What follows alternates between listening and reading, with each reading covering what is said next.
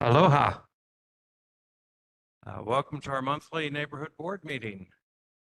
It's called to order at 7:01. First item of business is always a roll call with a hybrid meeting. Josiah Akau.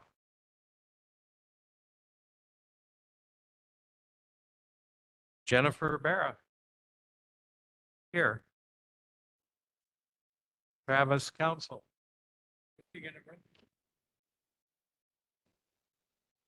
Jay Etzenbach. Here. Jeff Klein. Here. Kellyanne Kobayashi. David Laea. Jade Lau. Here. Lavani Lipton. Kiala Morel. Kate Ryder. Here remotely. Present remotely. Claudine Tomasa. Here. Steve Trecker. Here. Evan Weber. Gary Weller. Present. John White. I'm outside parking the car, Chair. I'll see you in a sec. Present remotely. Donna Wong. Here. Present. Jeff Zuckernick. Present. Present remotely. And I am here. Okay, we have a quorum with 12 members present, 9 in person, 3 remotely. We'll start with announcements. Our leadoff announcement was Stormwater Town Hall, which was tentatively scheduled to be held March 27th. And that was only tentative, and Kailua Intermediate School is not available that evening. So it's being rescheduled, and when Esther Kiaina speaks later on, hopefully we will know when it will actually be. We also have neighborhood board elections coming up. The election period will be between Friday, April 25th and Friday, May 16th. We're blessed with a terrific community, and part of that is competitive elections for our neighborhood board seats. There are many neighborhood boards that don't have candidates for all the seats, and there are very few that have competitive elections in every sub-district, and we're going to be competitive in sub-district 1, which is the coastal part of Kailua. We will have a competitive election. In sub-district 2, Enchanted Lake, we will have a competitive election.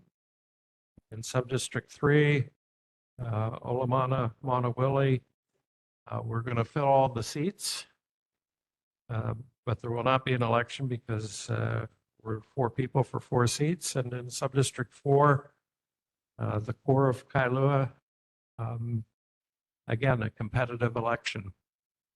There are several board members retiring at the end of this term, 6. Josiah Cow, who has been a member since 2021. Travis Council, who was appointed to a vacancy in 2023. Jeff Klein, appointed to a vacancy last year. Kiala Morel, appointed to a vacancy in 2023. Jeff Zuckernick has been on the board since 2015 and active on committees and currently on the landfill PIG. And did I miss anybody? Yes, I did. Claudine Tomasa. They've only posted election results going back to 1999, and Claudine has been on every posted election since 1999, and I know has gone back further, and a nurse, and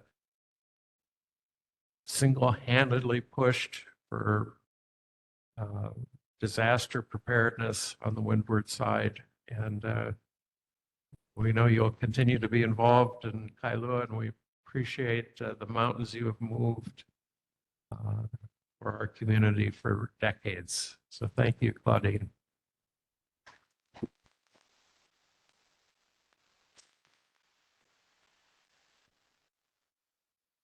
Are there any other announcements this evening?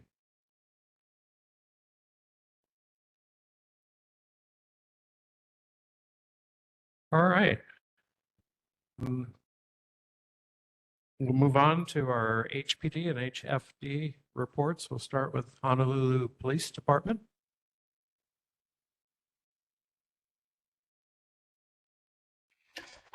Hello and good evening, board members, and public.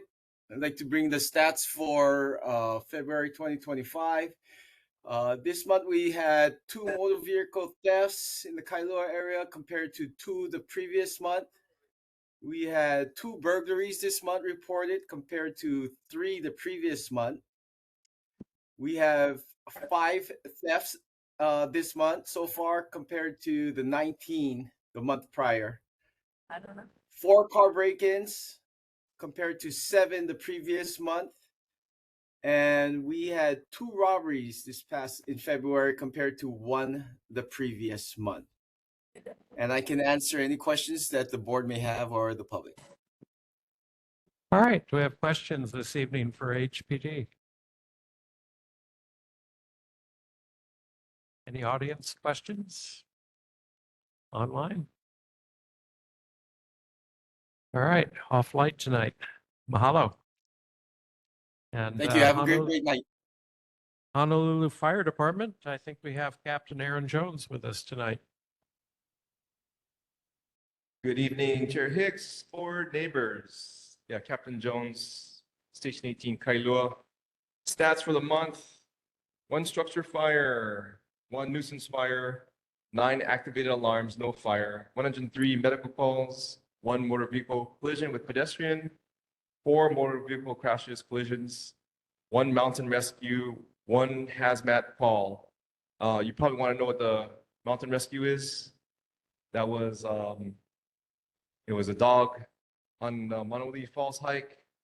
I believe they got in the trail legally. And they had a dog that needed to be rescued. It was disabled. As far as the safety tip of the month, smoke alarms are crucial for saving lives and play a key role in the home fire escape plan. When installing properly and maintained correctly, they provide early alerts and give occupants a chance to evacuate quickly.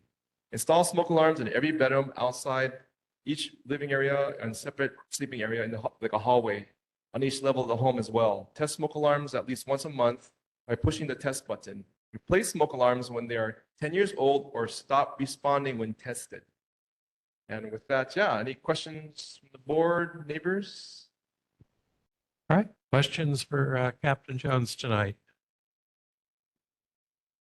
Online? I might have got it with the answer to the mountain rescue. Yeah. Any audience members? Oh, we are breezing right through. Thank you so very much. You're welcome. Have a good night. Aloha. Next order of business is the landfill permitted interaction group. And I'll turn it over to Donna Wong for discussing where we are with the landfill permitted interaction group. Okay, at last month's meeting, the committee asked for an extension to this month to present our final report. And I'm here on behalf of the committee to ask for an extension until our May 6th meeting. Lots of moving pieces at the legislature. Bills are reducing the buffer zone from half a mile to a quarter mile. And if that happens, then the quarry on the Kaneohe side is definitely in play. So the committee feels that we really need to dig deeper and make sure that we present as much information and comprehensive report to the board to make any decisions.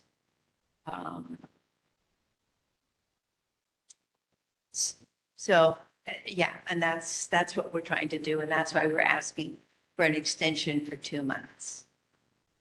Anybody want to say, I hope everybody had a chance to look at the maps that are online. A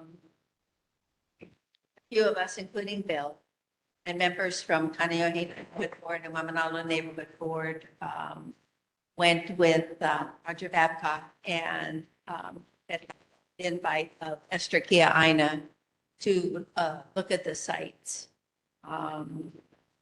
It's pretty eye. So I encourage everyone to go they're available to the public, right, the maps? So go to the Kailua Neighborhood Board site at the Neighborhood Commission, and you'll be able to see the maps. So that's all I have to say. Jeff, do you want to say anything? No, I don't really have anything to add. But, sorry, I don't have anything to add. Gary? Jeff? Zuckernick, do you have anything you'd like to add? No, thank you. Okay. All right. That's the report for now. Yeah, it's a dynamic situation. We appreciate the work the permitted interaction group has accomplished over the Christmas holiday period and subsequent to that. Our meeting materials site is published at the top of the agenda. It's also published in our meeting minutes, and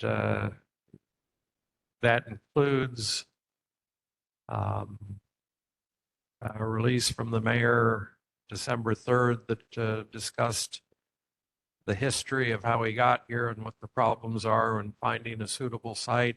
The mayor's December 10th announcement of we've found a site and we're going to Waiwa.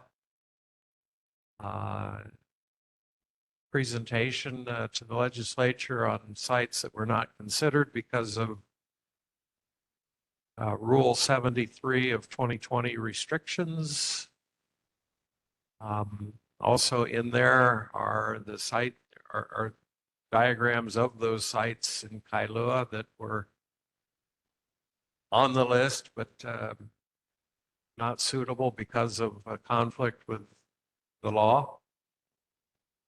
Also in there is Senate Bill 646 version 2.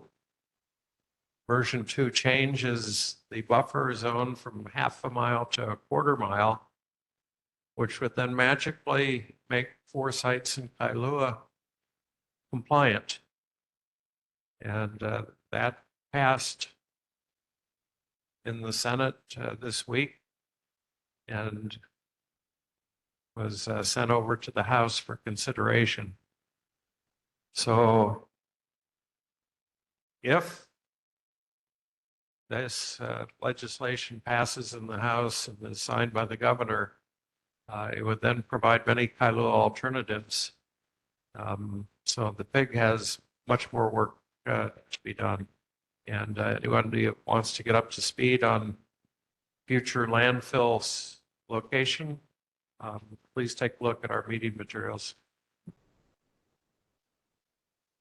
Is there any other discussion on the landfill permitted interaction group? Okay. Our first presentation this evening is on a SMA major permit application for 430 Delta North Kalaheo Avenue. I think online we have Mark Holland.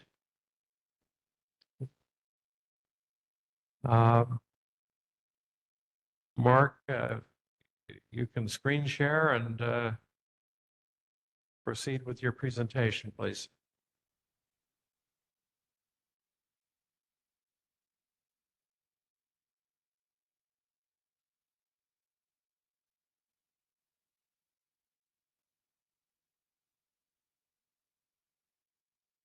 Mark, we believe you're muted.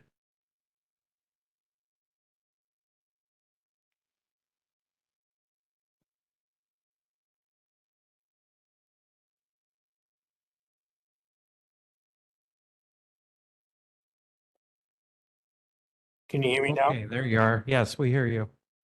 Okay. I share the screen. Can you see the screen? We currently have a white screen. Can you, share a screen with your brief? It was up until a moment ago.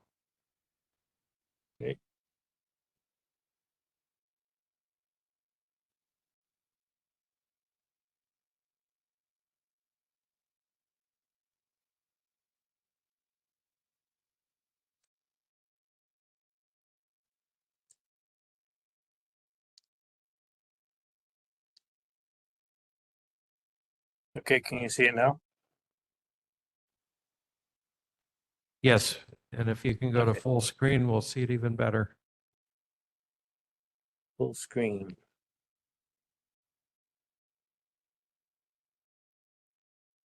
From begin.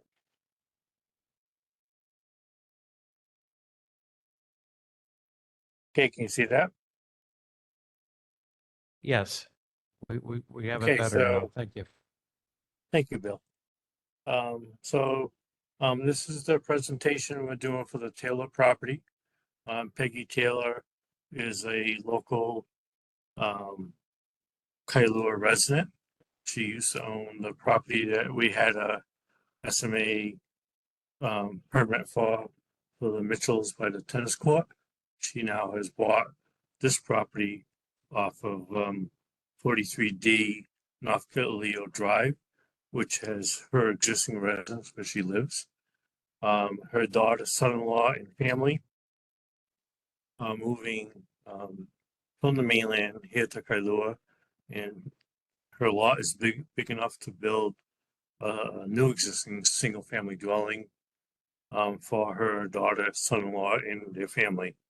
It's in the R10 residential district, and as we normally do, we have already consulted with other agencies, and we also met with your Donna's board and presented, and now we're presenting to the full neighborhood board in Kailua.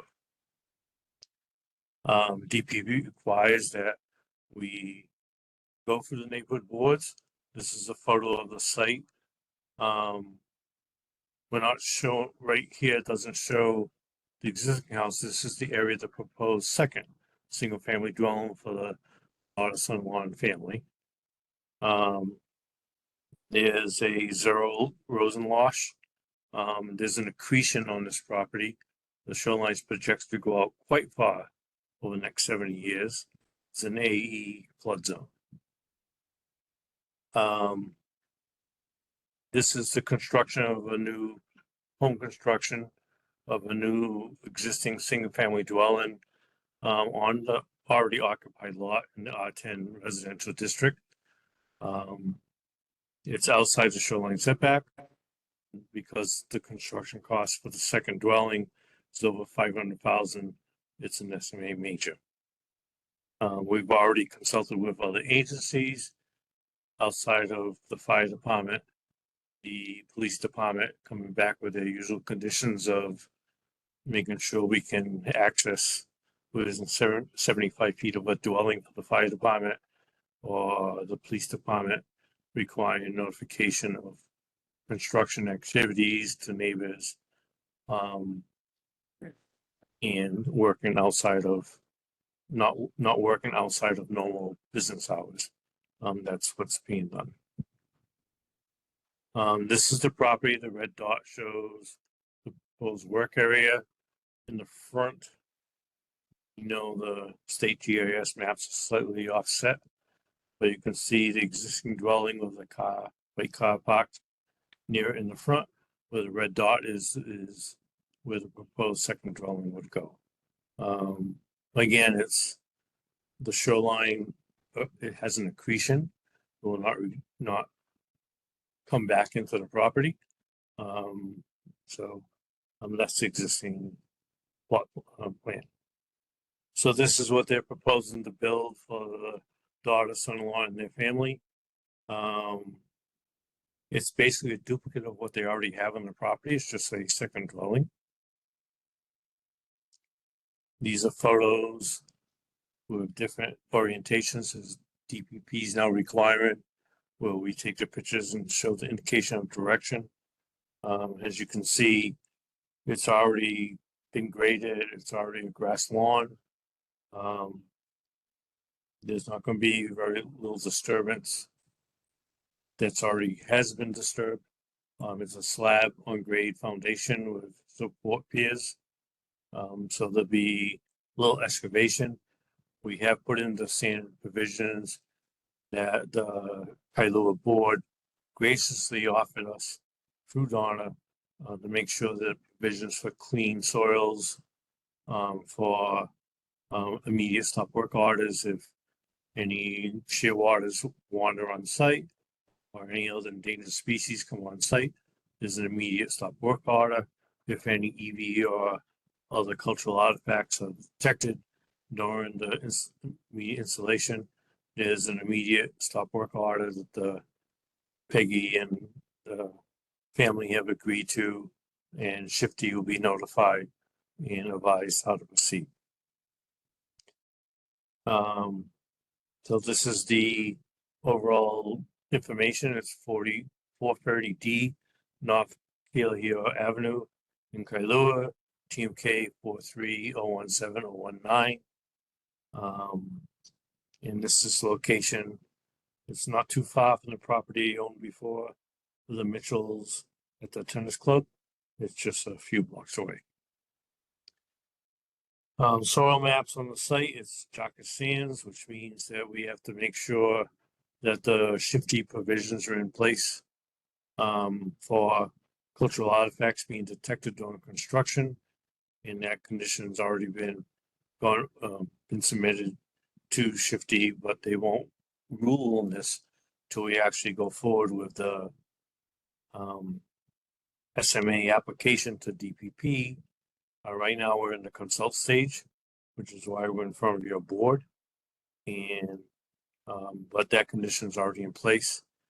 But a lot of this property is still not so much Jaca Sands. There's been a lot of artificial fill soils brought in for the construction of the original house and for the establishment of the lawn areas. This is the 3.2 sea level rise.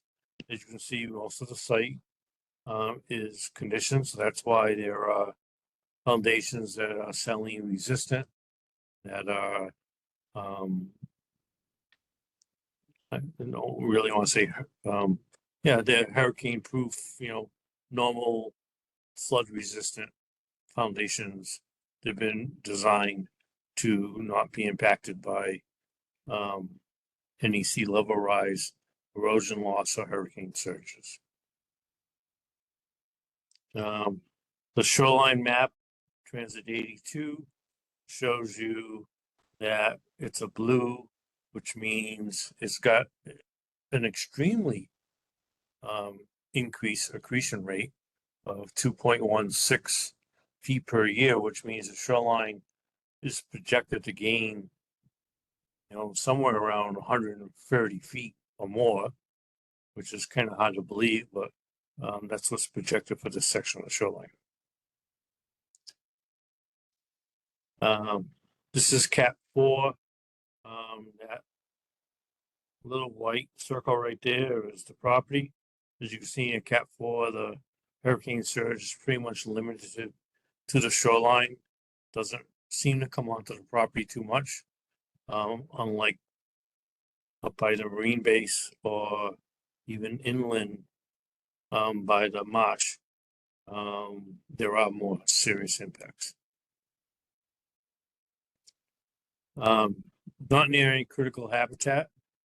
The shoreline is now proposed to, mainly because of the Honu, the green sea turtle, is proposed to be eventually a endangered species zone.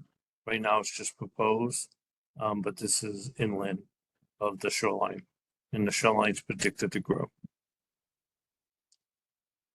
We've gone through, with a lot of help from your board, actually, a lot of conditions that are put into the SMA applications. We put in shallow foundations because of Jackus sands. We put in wildlife concerns, immediate halt of endangered species such as shearwaters, plovers. Again, U.S. Fish and Wildlife, Land and Natural Resources noted before construction starts. The biologist will come out and check to see if anything's present before construction starts. Dark sky provisions apply to all lighting to reduce any impact to any transitory migratory birds. You're fortunate that the Benedict's in the quarry industrial zone is providing now dark sky lighting to all Kailua residents. And so we've advised them to contact them, which on another SMA project for their own personal dwelling, but they own a lighting firm and are providing dark sky light bulbs. Clean soil provisions improved. Any imported fill, loam is going to be checked for any, rhino beetles or any pathogens or anything. And all those results are going to be provided to the DPP billing department. And we will ask that a copy goes to the neighborhood board. There's a series of SMA acknowledgements, such as a liability release to the city and county in case there's any loss of property. So these are conditions that we've worked with your board, particularly to help us develop very many better SMA applications. So we thank you for that. So we're Whale Environmental Services out of Cuckoo. We try to work for mostly local clients. Till the property is not any different. These are already local residents of Kailua. They're not going to do anything where it's a illegal vacation rental. They're not mainlanders buying up property. They're current Kailua residents. This is a family development. They already own properties for long-term family housing. Again, for the daughter, son-in-law, and I believe it's 2 or 3 young children. They'll come in into the second house. That will not really change what's currently happening. So if I have any questions, I'm glad to answer them. Thank you. All right, mahalo, Mark. Are there any questions regarding the presentation from board members? Board members online? From residents in attendance tonight? Anyone else online? Okay, mahalo. This presentation was presented to Planning, Zoning, and Environment Committee last month. And the Planning, Zoning, and Environment Committee developed a motion with a list of conditions, 17 conditions, which are published in our meeting materials in the PZ&E report.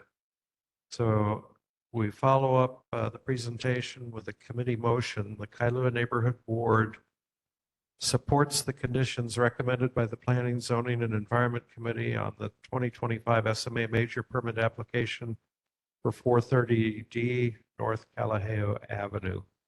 Donna Wong, would you like to discuss this further? No, these are conditions that are pretty standard for being development in the coastal zone. This is the board's recommendations that for the planning committee of the city council, when they're reviewing the SMA, to consider putting these conditions in. And so that's it. I would urge everyone to support the motion. All right. Is there any discussion on the motion? Steve Trecker. I thought this was a really good presentation, with a lot of effort put into making this project work within the Kailua community. The only reservation I have about it is something that has come up before, which is it's going to have 5 bedrooms, I think, and 6 bathrooms. And we keep seeing these presentations for SMA major permits where there's 5, 6 bathrooms in a new construction house on the beach in Kailua or inland. And we already have a wastewater treatment plant that's overtaxed. And at some point in time, I think we have to confront the issue of, why do we keep allowing 6 new bathrooms in a situation like that, unless there is some effort to increase the capacity of wastewater treatment plant. That's all I had to say. I'm in favor of the motion, but I think this is a problem we need to confront. All right, other discussion? Board members online? Any community discussion? I'll just make a comment on your comment, Steve Trecker. Understand and concur. That also applies to what was passed in the legislature last year, allowing existing residential lots to be subdivided to as small as 2,000 square feet so that your neighbor who's in a single family house today could be replaced with up to 9 units next door. That would be really taxing. In this particular case, what was it, 5 bedrooms, 6 bedrooms? It's on a 24,000 square foot lot. So in terms of sewer consumption per square foot, it's still pretty small, right?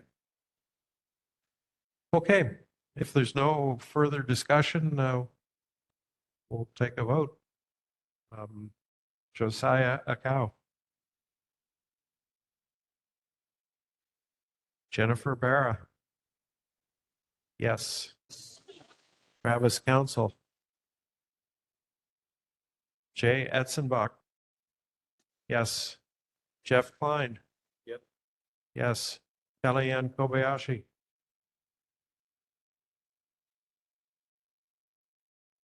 Kellyanne Kobayashi.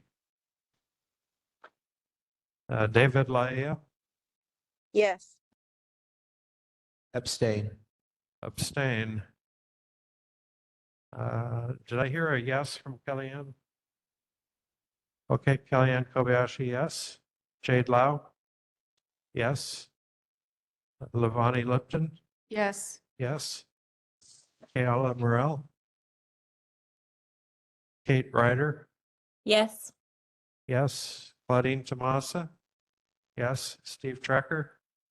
Yes. Evan Weber? Yes. Gary Weller? Yes. John White? Yes. Donna Wong? Yes. Jeff Suckernick? Yes. Yes. Chair votes yes.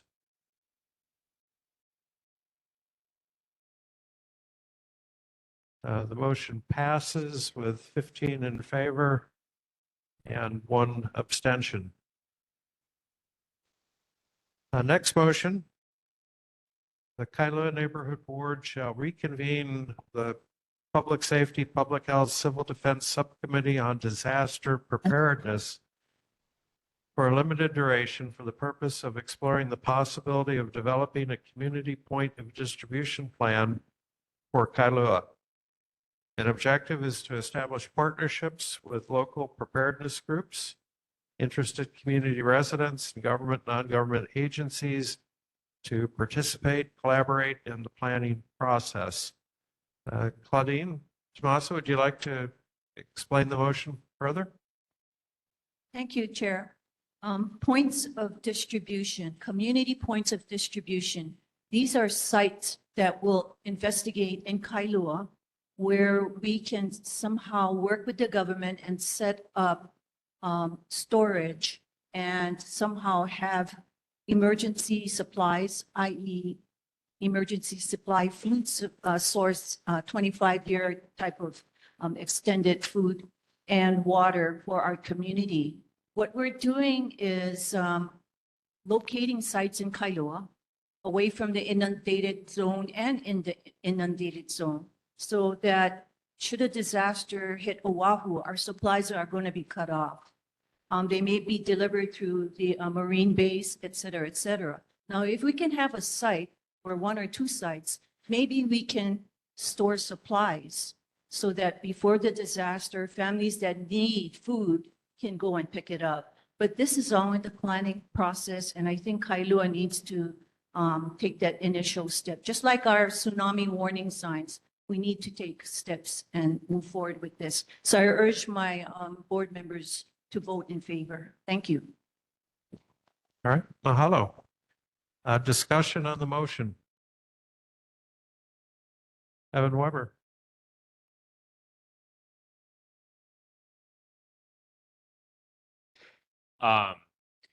Yeah, in favor of the intent, just some clarifying questions that maybe Claudine, you can help answer.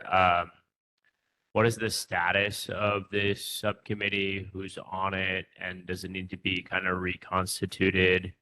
And how long do you think this will take? Will this go into our next term, or is it about our current term and the current members? Thank you. Very good question. Currently, we do have some members that expressed interest. One of them is Clem Jung, who used to be employed with the long time ago State Civil Defense. We have Ron Haas, who's very active in the Lanikai community with their fire prevention. We have a retired federal fire captain. We have Jackie Freeland, who used to be in charge director of the Marine Corps Base Hawaii, their emergency services. And I think there's one more person, Susie Januzzi. She lives in the Lanikai area. And yes, I think this may be an ongoing process because we're going to be working with the city and Hawaii EMA and probably the Marine Corps Base Hawaii too, if we have a representative there. So what else, Evan? Any other questions? Yeah, so I think if I'm not correct, if I understood that correctly, most of those people are not Kailua Neighborhood Board members. So what does that look like for the Kailua Neighborhood Board to reestablish this subcommittee? And yeah. Yeah, I can answer that. Thank you. There are several steps tonight. First step is to reconstitute a subcommittee. And then in our agenda item, late in the agenda for committee membership, the board has to approve members of committees. And then if step one now is to reconstitute the subcommittee, then later in this meeting will be the step to populate it. And it's permissible to have board members and non-board members. The chair of the committee has to be a board member. I will appoint the chair. And but non-board members being approved by the board to serve on a committee is perfectly legal. Okay. And just to close it out, Claudine, is the rationale for this that there are community members who are wanting this committee to reconvene for this purpose, basically? Yeah, basically the Public Safety, Public Health, Civil Defense Committee. So this subcommittee will be reporting to that committee, and that committee will be presenting to the board. So if there are motions where we need assistance from elected officials or from the agencies, we will report to that Public Safety Committee, and you folks will take a vote on it. So it's all connected. And it's important to be under the neighborhood board because you get a lot of important decisions because we have our elected officials attending the meetings. So thank you. Okay, other discussion on the motion? John White. Yes. Hello again. Good to be back in person. This is a topic that comes up with us. If you guys don't know, I'm a longshoreman and we offload your goods, your food. My brothers and sisters work 24 hours a day, 365 to provide our state with what we need. I have brought this up as well with some of our elected officials about the storage. Kind of going on to that, we're pushing this green energy, right? Big hurricane comes, knocks down whatever windmills we put up or solar panel farms. We need to think about having a secondary fossil fuel generation system to back up if there's a cold storage facility for our perishable foods. Somebody think about when you guys are at the ballot box voting and supporting that. And then on top of that, another important topic to think about is to support the Jones Act, which protects our ships in the time of war, which potentially may be imminent. You guys watch the news right now. If our food is coming on ships from foreign ports, maybe we're at war with them. I don't want to say that's going to happen, but they're not going to supply their ships to us. A Chinese vessel not going to come here if we're at war with China. We need U.S. made ships with U.S. crews to service U.S. ports. How does that play a role? A lot of our goods come from the West Coast. A lot of the big farms are on the mainland. Unfortunately, we don't produce much here. I think we should, and we're not utilizing our land in Central Oahu as ag, like it's laid out to be ag. When you guys do support things, think of consequences that could affect. And I think those 2 points right there, going along with the hard work the committee has done. If we can't get the food here, it doesn't matter if we have storage or not, right? Might as well stockpile MREs in your closet. Why don't we have these facilities? The land is too expensive. It's not feasible for these guys to pay the rent on these big facilities to store stuff. And I think we can put our minds together with our state officials and maybe dedicate some land for this. Because right now we're at the whim of FEMA and the Red Cross. What do they have stockpiles of? Body bags and generators. Because I asked the question. They have a lot of that. We don't need that. We don't want that. We want our people to thrive. Look at Puerto Rico, gang. They were without power for years. And their port was down. So you cannot unload all this by hand, gang. I don't know if you guys understand how the ships work, but it won't happen. So we need to save that avenue. And I just think this green initiative with the electric and everything is electric. We need a backup. So please think about that when you guys are at the ballot box, or when you guys are voting on bills, submitting testimony. Think about that consequence, because that's a real fear for me, Claudine. So thank you guys for all you guys do on that. Thank you. Okay, mahalo. Other discussion on the motion? Online? Oh, Lavani Lipton.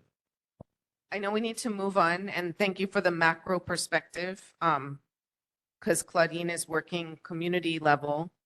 But Claudine, I read this and I'm wondering, are you also going to work with like private entities? Like here it says elected officials, representatives, but this is a community point of distribution plan. So, I mean, even to John's point, there may be other stakeholders who should help out, but are you going to engage like the private sector as well? When I started emergency management in Kailua, that was over 10 years ago, we involved businesses here. We involved the church, the schools, etc. So this is a community effort here. So definitely we are going to work together. We have to. All right, any other discussion? Any community discussion? Ahu Ricky. Aloha gang, thank you very much. Aloha Claudia. About a couple years ago, the city and county came up with this resilience strategy, and it's already been implemented at either Kahuku or Ho'oula. So we can actually go to them because they've already been doing this, what we were talking about. We're just talking about here. They're already doing it. And there's money and funding with the city and county for this project. Thank you. All right, if there's no further discussion, we'll take a vote. Josiah Akau. Jennifer Vera. Yes. Travis Council. Jay Etzenbach. Yes. Jeff Klein. Yes. Kellyanne Kobayashi. Yes. Yes. David Laia. Yes. Yes. Jade Lau. Yes. Levani Lipton. Yes. Yes. Kayla Morrell. Kate Ryder. Yes. Yes. Claudine Tomasa. Yes. Steve Trecker. Yes. Evan Weber. Yes. Gary Weller.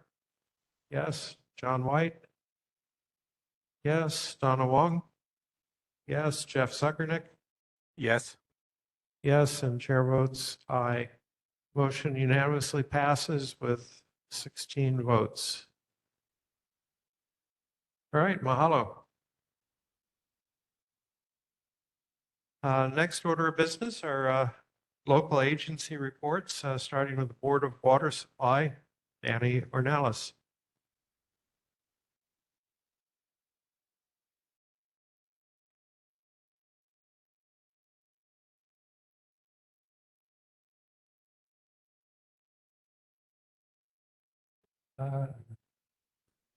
Danny, you're not muted, but we don't hear you either.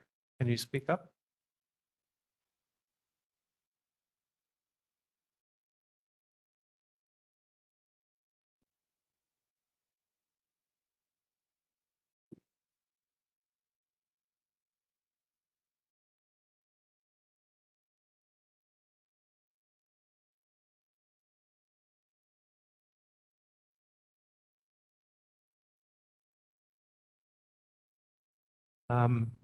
No joy. We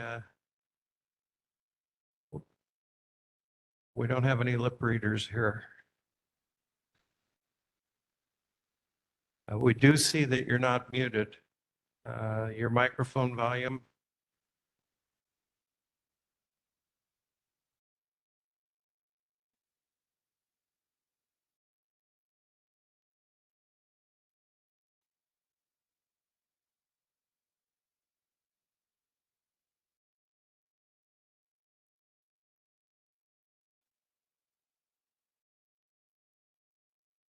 Uh, we will move on and try to resolve the technical issue. Kathleen? The Board of Water Supply is so prepared. There's a backup. Hi, everybody. Nice to see you all. Today's report, I can't report on any main breaks or anything, so I do apologize for that. I do not have that report, but I can answer the questions that did come up at the meeting last month from Chair Hicks. So the chair wanted to know what fiscal year is the building of the new 1 million gallon tank at Kapa'a budgeted for? The construction contract was awarded in fiscal year 21. No work has been done by the contractor as we are waiting for DPP approval of our permits. And what fiscal year is the dismantling of the existing 2 million gallon tank budgeted for? The demolition of the existing 2 million gallon reservoir is included in the construction contract awarded in fiscal year 2021. Currently, there is no timeline for the demolition of the existing reservoir. The estimated construction duration for the entire project is 18 months. The demolition would happen after the new reservoir is put into service, so toward the end of the project. And if another tank was proposed, what is the fiscal year that is budgeted for? At this time, we have not budgeted for the second tank. And I'm happy to take any questions.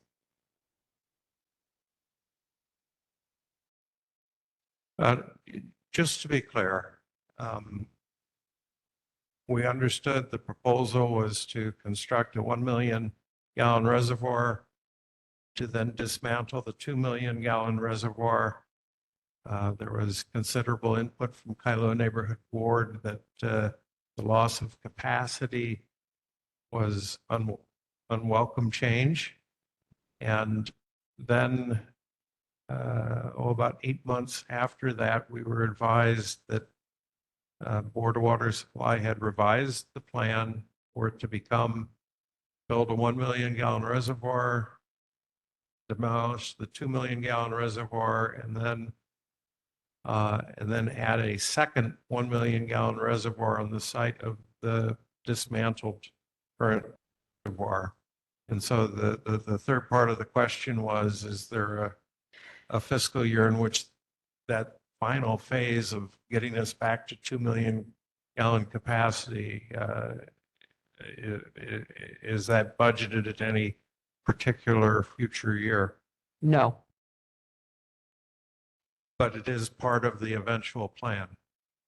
Long term, yes. What I can tell you exactly what they told me as we were working on this. That's why I came tonight, because I knew you'd have more questions. So what I've been asked is, what they told me was the future second reservoir is not a replacement, it is an addition. So you are correct, sir.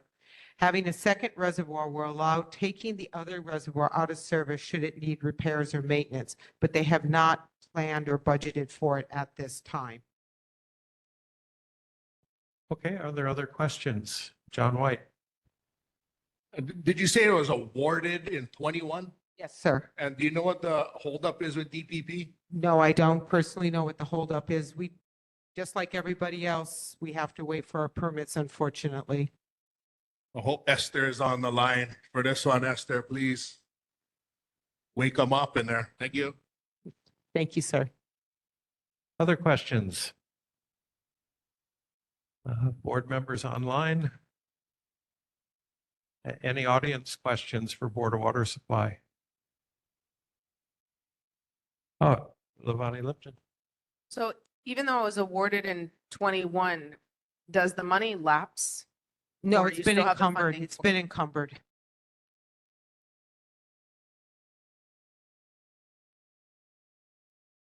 Okay, no other questions. Kathleen, thank you so much for being on the spot. Our North Shore Neighborhood Board Chairman, as well as the public spokesperson for Board of Water Supply. Mahalo.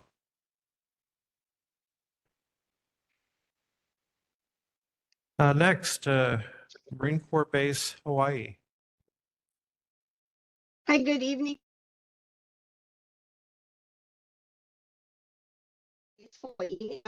Community members and board. Apologies for not being there in person, and I can't turn on my video because my internet will be able to handle both the video and the voice. So just a few things to share regarding some of the community relations events that we hosted on the base during the month of February. It was a very busy month. Beginning of February, we had the Nu'upia Hui retreat where we spent a day and a half just immersed in long-term planning with the lineal descendants on plans for restoration of the fish pond walls and just ways to move forward. Out of that, we were able to establish a day for us to do a full recon where we walked the entire compass of the pond. So lots to share about the information that we gleaned from that. Lots of work ahead. Involved in that were Senator Ko'okolole and his ohana and several other of the other lineal descendants. And Hi'ile from Paipai Ohi'ia, who is the executive director, is the co-signer of our MOU, and she was implemental along with two of her staff members who also attended. The second thing that we had a large weekend full event was the closing of the Makahiki. We had several lineal descendants representing several of the organizations in Ko'olapoko, such as the HIMB, Hawaii Institute of Marine Biology, along with the National Estuary Research Reserve, the NER, again, Kako'iwi, Pai Pai, Kanehuna Moku Voyaging Society, all had family members and individuals participate in the closing of the makahiki, where we then took a huaka'i, and they had requested if they could visit other cultural sites on Mokapu. So we went and viewed Ulapa'u crater. I'd like to share that we had about 20 young people, so all between the ages of 14 to 18, and their remarks were that the crater where there's training going on, their remarks were that it was very lush and green, and they were surprised at how well it was maintained and managed. Later, the following weekend after that, we also had a hula halau. Manu Boyd's hula halau also asked if they could visit Ulapa'u and some other cultural sites that he has written mele and chant, and his halau has danced to, and they wanted to be able to connect to these places that they had never seen before. So that was an opportunity for a cultural exchange with our lineal descendants and community members. Coming up, as of tomorrow, we had a quick request from Hokulea to provide safe harbor in support of them traveling down to Kailua for the 50th birthday. Wind conditions were questionable, and they wanted to make sure that they could get around to the Kaneohe side safely prior to sailing down to Kailua. And so we were able to support, and I want to bring that to everybody's attention, because that's just a reflection of the relationship that our base commander and the staff are establishing with our community members.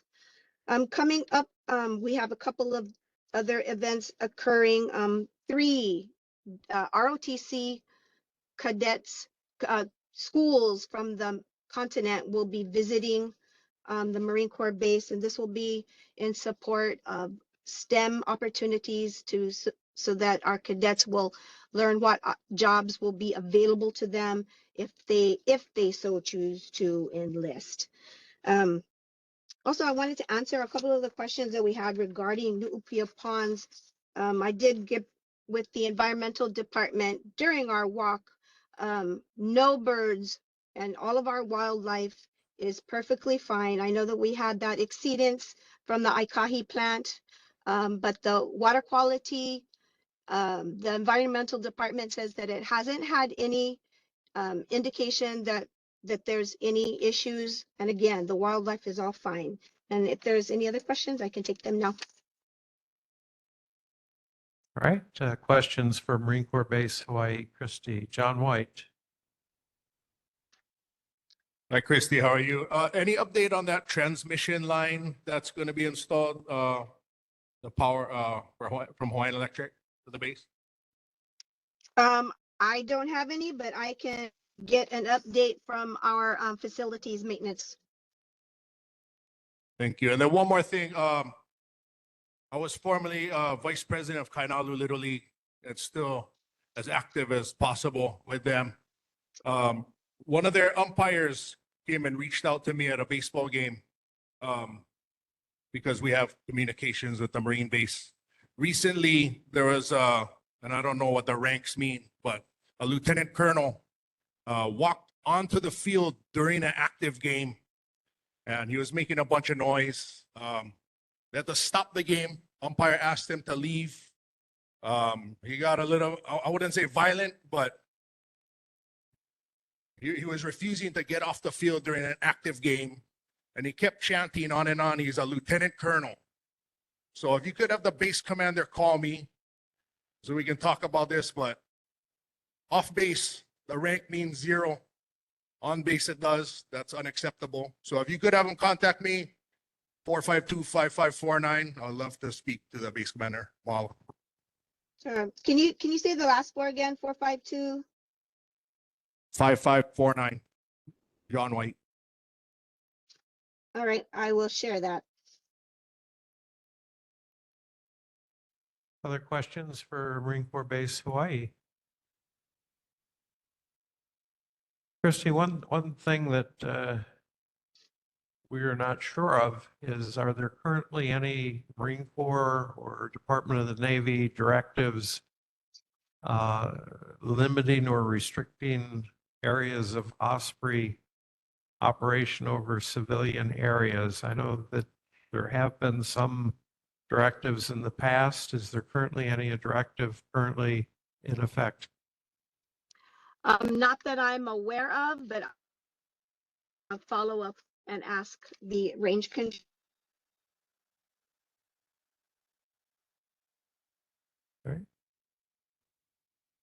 We noted that there was an Osprey today over the Kailua Hills, and so that's why it's a pertinent question. Are there other questions for Marine Corps Base Hawaii tonight? Ricky? The Osprey, is that a visiting squadron? Is that a local squadron? Because we do have a heavily dense area, and this has been an issue some 2008 when they crashed in Bellows. And it took over an hour and 15 minutes for the foam truck to come from Hickam. And we've had every fire station from Hoikai, Wamanalo, Olamana, Kailua, Kaneohe, and they couldn't get near it because of the big fireball, and it was burning black asbestos for over an hour over our community. And he just missed our community.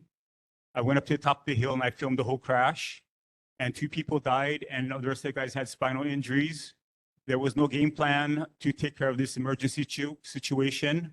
So if there is overflights or any kind of training, there should be a contingent or safety plan, especially for a community, because if they did, they just missed our community. And if they did crash in a community, that'd have been all our kapuna and our children and our families dying. And that's not acceptable. And like I said, this is a safety issue that we brought up many times. So we need to look into this, investigate this overflight today. There's 5 overflights over a heavily populated area. Mahalo. I will definitely take that information back and let the current CO remind the current situation. Mahalo. Other questions tonight for Marine Corps Base Hawaii online? Any audience questions? All right, mahalo, Christy. Mahalo, have a good evening. We have established a routine with semi-annual updates from Adventist Health Castle, and we received an update last month from Jesse Siebel, and we also had the presentation on the proposed acquisition of the Hawaii Loa campus by DLNR. But what we did not have was a welcome and introduction with Ryan Ashlock's relief as president of Adventist Health Castle, because he was off island, but he's with us tonight. We'd like to welcome Chase Alberg. Thank you, Chair, and thank you to the board tonight. My name is Chase Alberg, and I'm the new president at Adventist Health Castle. Couldn't be more excited to be here tonight. And as I've moved here, I came here from Colorado, and getting to experience Hawaiian fall and a winter now, my goal is to never shovel snow ever again in my life. My family and I have had a chance to settle over in Aikahi Park, and truly this community is so warm and welcoming. I consider myself very blessed to have an opportunity to work here, and thank you for that. But just a couple things I wanted to share with you all tonight going on at the hospital, but a big focus of mine coming in is to continue to expand care to the windward side here. And that's everything from primary care to high acuity care seen at the hospital. And how we initially plan on playing that out is with a new CT machine for our ER, which will help throughput. So for those of you who have to use our services, which I know is probably never your most fun day, but we want to help get you through there as quickly as possible and get you that care. And that'll be coming on board this fall. Another thing that we're doing, actually tomorrow we will be selling having a grand opening of our new retail pharmacy clinic in Kaneohe at the Castle Professional Center. This will be in coordination with our current retail pharmacy on campus at the hospital, where anyone can receive their medications, and we actually will deliver your meds to your house if needed on a regular basis from that. Mr. Chair, just like you said, last month you received a report from Jesse on the sale of the Waialoa campus to DLNR. We are still in process of that. That will be going to the land board here in April, and then hopefully entering into a due diligence period. That will take some time, but that is still continuing to move forward. Just some other informational things from the hospital tonight. Just want to let everyone know that our intensive care unit actually just won the Beacon Award from the American Association of Critical Care Nurses, which puts our intensive care unit in the top echelon for patient outcomes, work environment, and nursing workforce. And also, we were just named this week by Hawaii Business Review as one of the best places to work on island in 2025. And I just really look forward to continuing here. Healthcare is very important to me, as we've all been a recipient of that over time. And I really look forward to hearing from all of you and working with all of you and how we expand care at Adventist Health Castle. Okay, mahalo. Are there any questions or comments? Gary Weller. I have a suggestion for you folks. You have a generator at the hospital, but it's limited to just some emergency lighting, the elevators, and not the whole hospital. I've heard of somebody else doing this here in Oahu.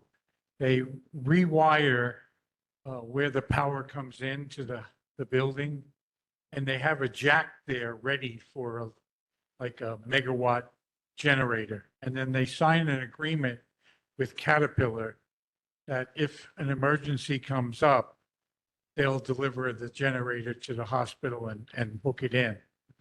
You might consider doing that, because you would be very, very important in any kind of disaster that we would have over here. And most likely you wouldn't have any power. Yes, absolutely. You know, we have a diesel fuel tank where we have about 3 days of diesel on hand to basically effectively run critical services of the hospital. So just like much of the discussion tonight, you know, we are always trying to plan for an emergency, but, you know, thank you for that suggestion, and I'll pass that actually along to Jesse to investigate further. Yeah, just logistically, all electrical generation for Hawaiian Electric takes place in central and leeward Oahu. There is no generation on the windward side. All electrical power comes over the Ko'olau Mountains. In the event of a hurricane that were to take down the transmission lines going over the Ko'olaus, the windward side could very well be in a Puerto Rico type scenario of many months to restore electricity. And so, you know, everyone is looking hard at resiliency given that handicap on the windward side. Absolutely. David Laia. Yes, welcome. Aloha. I was just curious if you guys have done an assessment of any of the new Trump administration policy changes and how it might impact Castle Hospital and their delivery of services and their financial situation. No, absolutely. That's a fantastic question given our current circumstances. And so right now, as an entire healthcare industry, we're actually working very closely with Healthcare Association for Hawaii on what potential ramifications coming down for Medicare and Medicaid specifically. There's been a lot thrown out there on what could and, you know, what could potentially happen. Until we really have something solid, it's really hard to kind of guess. As you would expect, healthcare margins in this country right now, post-pandemic, are extremely tight financially. And so any impact, you know, from a funding perspective has big ramifications for us. And that's where we're also leaning on Adventist Health, you know, our parent corporation, on helping work us through that in case we need to. So, no, we're very acutely aware and watching it closely. Donna Wong. So welcome. Just in case you're not aware, the neighborhood board has been following your placement of solar panels. Were you made aware of that? They're going to put solar panels on the parking, put up a parking structure and then solar panels? Yes. So when you have a plan or when you resubmit an application, if you could present that or just give that to the board for our review, I'd appreciate it. Absolutely will do. Okay, thank you. All right. Other questions? Online? Oh, John White. Hello, brother. The farmer's market that you guys have, not sure what day it's on, but some people have asked me to ask the question, when the farmer's market is in full swing, it sounds like there's a lot of people that attend. Is that impacting the access for ambulances to get into the hospital if they're heading Mauka, coming in from Kailua? No, absolutely. That's actually a great question. That's actually why we have HPD there on those Sunday mornings to help ensure that we keep that clear in case an ambulance is coming in. So that's very well thought out. We're able to move traffic very quickly in case an ambulance is coming in. All right. Other questions? Carol Abe. Hi. Well, I haven't really directly, maybe someone brought this up in the previous meetings because I've missed a couple, but someone in Olamana, the Olamana Community Association Board, were going to contact the hospital regarding the release, I think, of psychiatric patients. You know, that there have been cases in the last few years about people getting released and then trying to enter homes or in Olamana. And then we did have a case, actually, I live in Pohakapu, of, you know, someone had been released and he ended up running through people's yard and ended up on someone's roof. So has there been an evaluation of how those are released after they're examined, I guess? No, that's a great question. And I've actually been in contact with the Olamana Community Association actually this week. We'll be scheduling a meeting with them hopefully on March 20th to address this very topic and ensure that when we discharge psychiatric patients, it's done in the right way and also safe for our community. John Okay, White. thank you. Look on honolulupd.org. This falls under MH-1, application for emergency examination and hospitalization. I've talked to my HPD brothers about this. This is a concern for us original Kailua residents and those currently here. There's a lot of zombies, bro, coming out of the hospital, and it's not cool. And it seems like when they get dropped off there, they don't get taken back to where they're picked up before, if I'm understanding this correctly. And by law, you're only supposed to keep them a certain amount of time. And when they come outside, the police are far walk, so they go left and they're here. And it's beginning to be a bit of a nuisance. And whatever you guys want to say, mental health. A lot of these guys smoke dope, you know. And like I said, I verified it with the HPD brothers. They're having a lot of extra work because of this. So, hey, we got to talk to our city council about this, gang. Yeah, we got to change the law. We got to change it. Yeah, submit testimony, call, email. I don't think there's much you guys can do about it. You guys are held to the letter of the law. So if there is anything you guys can do, we'd appreciate it, but we'll be attacking that on our own front. No, that's actually a great question. I was actually working with Dr. Jim Ireland from EMS this week, actually about that very thing. And so, because we recognize that as a need. And so we're trying to come up with a solution with the county on that.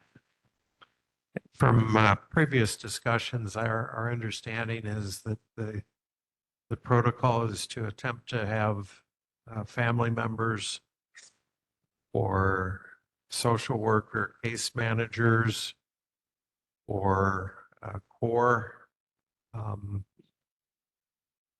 depending on the situation, and that there are some processes in place to attempt to do that, but it's not always possible. I think that's where we were left with our understanding last time this was discussed. Yeah, I'd be more than happy to bring back in the future, right, what more we are able to do around that and help ensure that we keep the community safe. Okay, mahalo. Other Donna Wong. That brings up the question. Are you still releasing patients to that house that is run by HIS in Kukanono? I am not 100% sure on that. I'd have to get clarification from my team. I think it was IHS Tutubert, IHS, excuse me, IHS. Tutubert house in the neighborhood. I don't know if IHS still operates that house or not. Yes, but when, yeah, the last time the issue came before us, they had, you know, they were in partnership with the developer or the landowner and are you aware of the house that I'm talking about? No, not entirely. And that's where I'd really like to follow up with my. Can I clarify? Sure. So what Donna's referring to, there was a medical respite house that was near the YMCA. I don't think that IHS is operating it any longer, but it was kind of right in that residential community. And it was for houseless folks who had medical issues and they needed to be looked after. And I don't think IHS is operating that anymore, but it was under, I mean, it was operated by IHS, but probably with some coordination from Adventist Health Castle. So that's what she's referring to. It was called Tutu-Bert's. Yeah, And I I'm think not it was- aware of that one, but I know we do a discharge to medical respites in town. I think it was on, was it Manu Aloha? Remember the name of the street? Yeah, I think it was Manu Aloha. Okay. Yeah, it was right in your neighborhood. Okay, thank you. Yeah, as I recall, it was a group home for about a dozen people with medical needs, so co-located close to the hospital and with staff there 24/7. But it was and I don't know if it's still operating. Yeah, it started before COVID, shortly before COVID. So we'll do some homework too. Other questions? Steve Trucker. Yeah, I wanted to go back to a question you were asked earlier.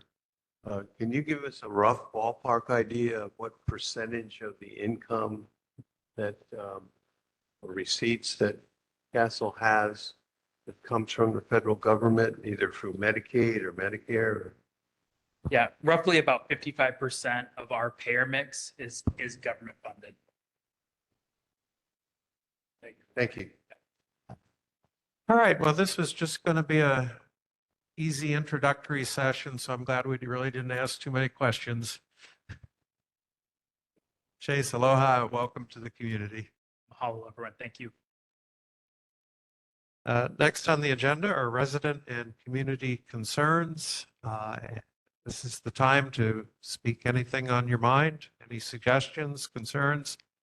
We would only ask that you use the microphone and limit your comments, please, to 3 minutes. Go ahead, and Ed, if you'd like to get in line next. Hi, my name is Rosie Gu. I'm from Akui in one of your Windward neighborhoods, Kaneohe. Thank you for letting us come here and share with you. We have a land use dilemma that I think is timely. You are considering a stormwater town hall, and we are facing the development, the construction of a group living facility. So it's already been permitted by the Department of Planning and Permitting. They've gotten a conditional use permit major and an after permit modification. We're right now before the zoning board of appeals. We appealed the modification and the underlying CUP, and the ZBA chose to hear the modification first. So it feels a lot like everything was prejudged and going to be approved from the start. And I think our concern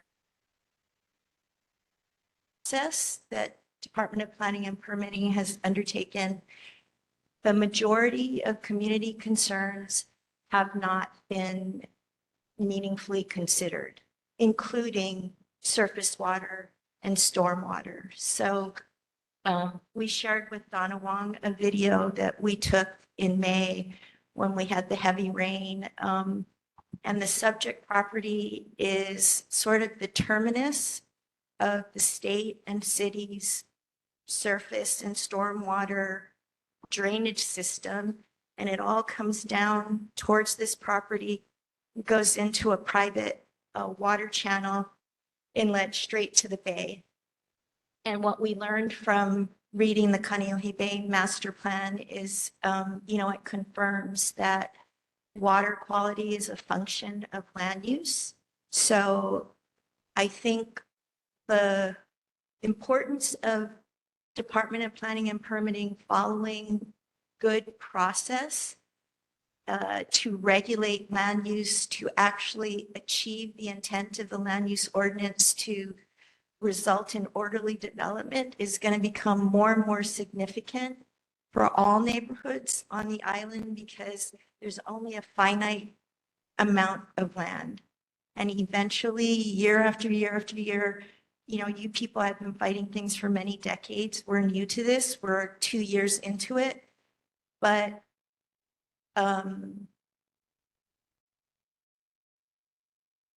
the neighbors seem to be the only ones who are concerned with the process.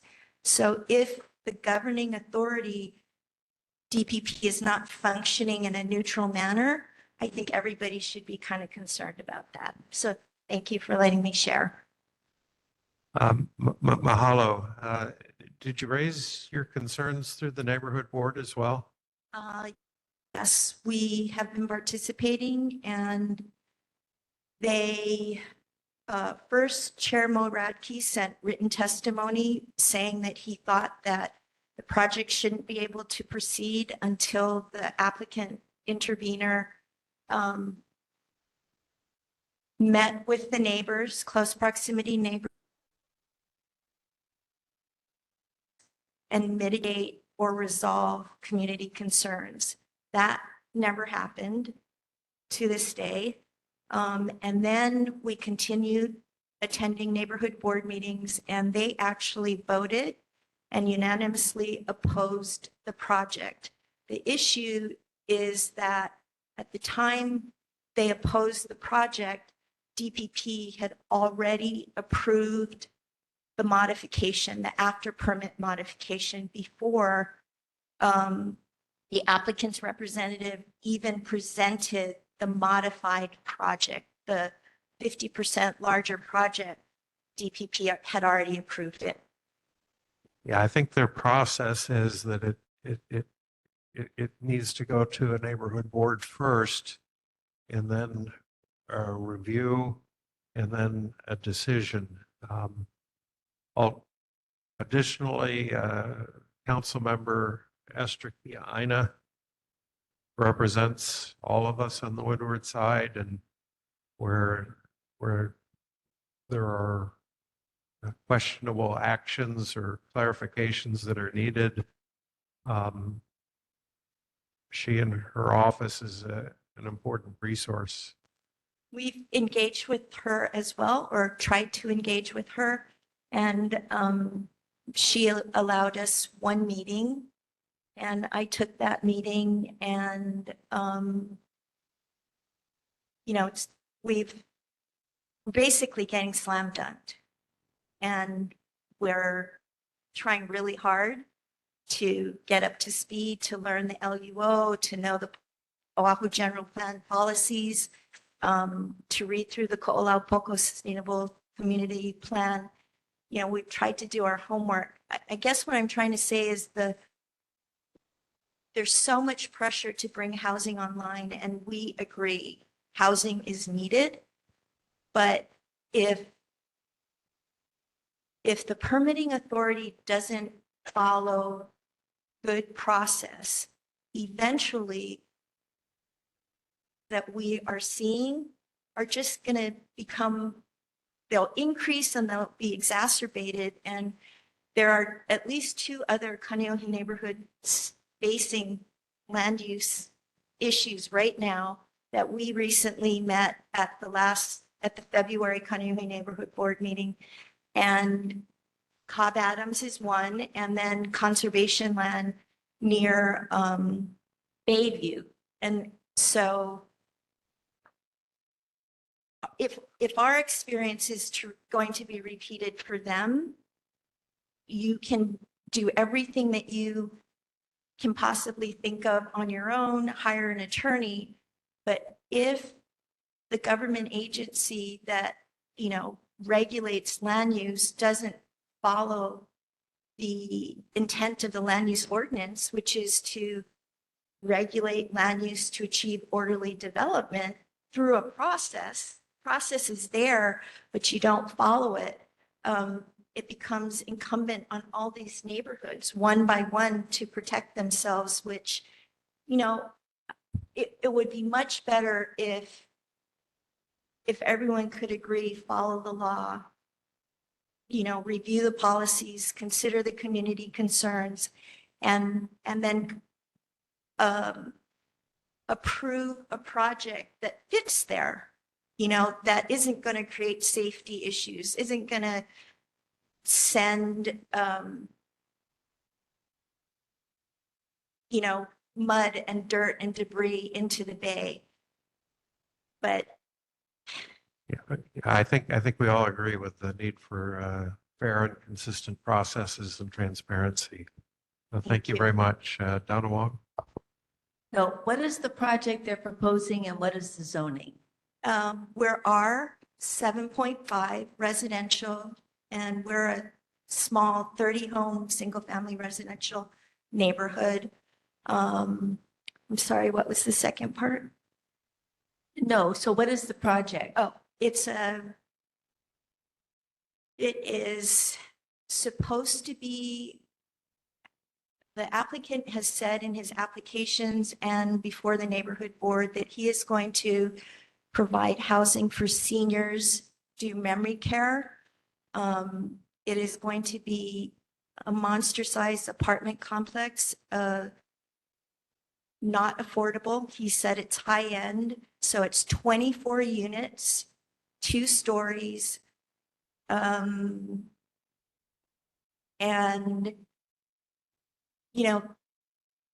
if we don't have any confidence that he's not just going to take the cup and flip it, because DPP wouldn't put a restrictive covenant on the land. So he didn't submit with his application an instrument that said that the land would have to be used for special needs housing for seniors. And we really fought for it and we're not getting it. That to me seems like, well, what about the public's interest in making sure that this unusual permit's coming into play?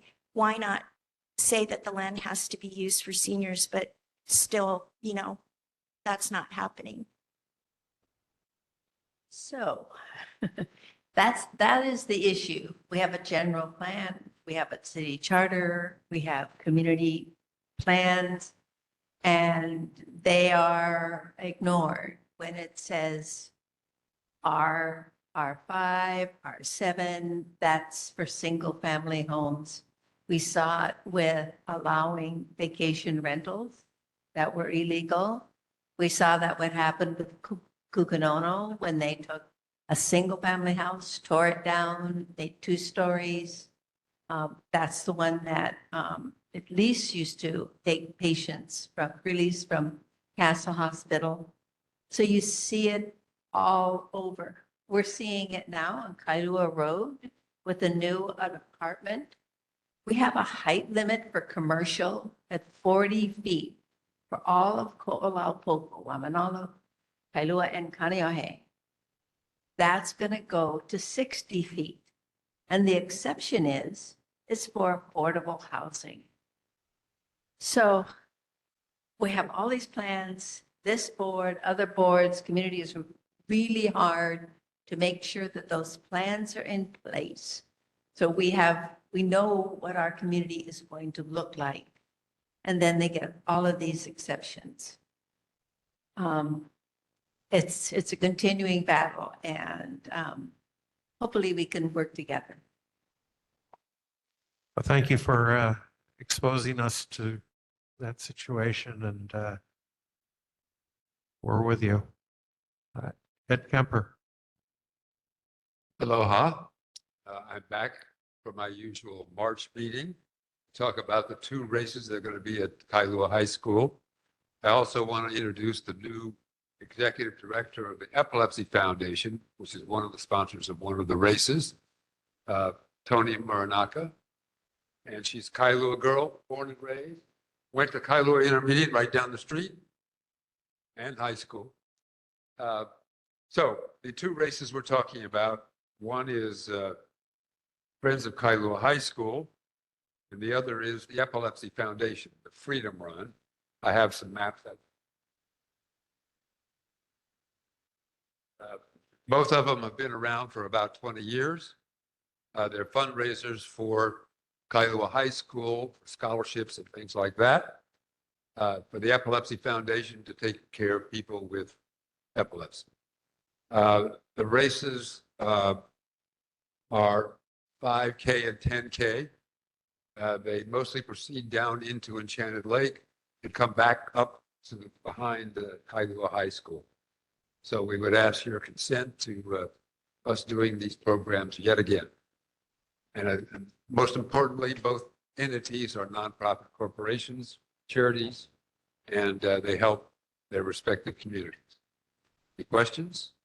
And these are on Sunday mornings, and what dates? Sunday. Oh, yeah, I'm sorry. Friday, July 4th is the holiday. And the Kailua run in November is on Sunday. Okay.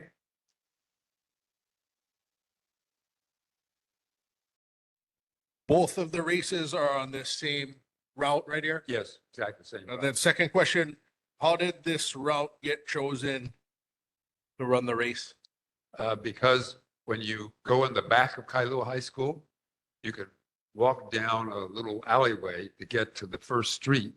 And this route was picked because it doesn't bother traffic. The only place where they're actually crossing the road is right down there at Kailua Drive, and that's where we have the police. The rest of it just sort of goes along Kailua Drive and up Kailua Drive and then down into Enchanted Lake.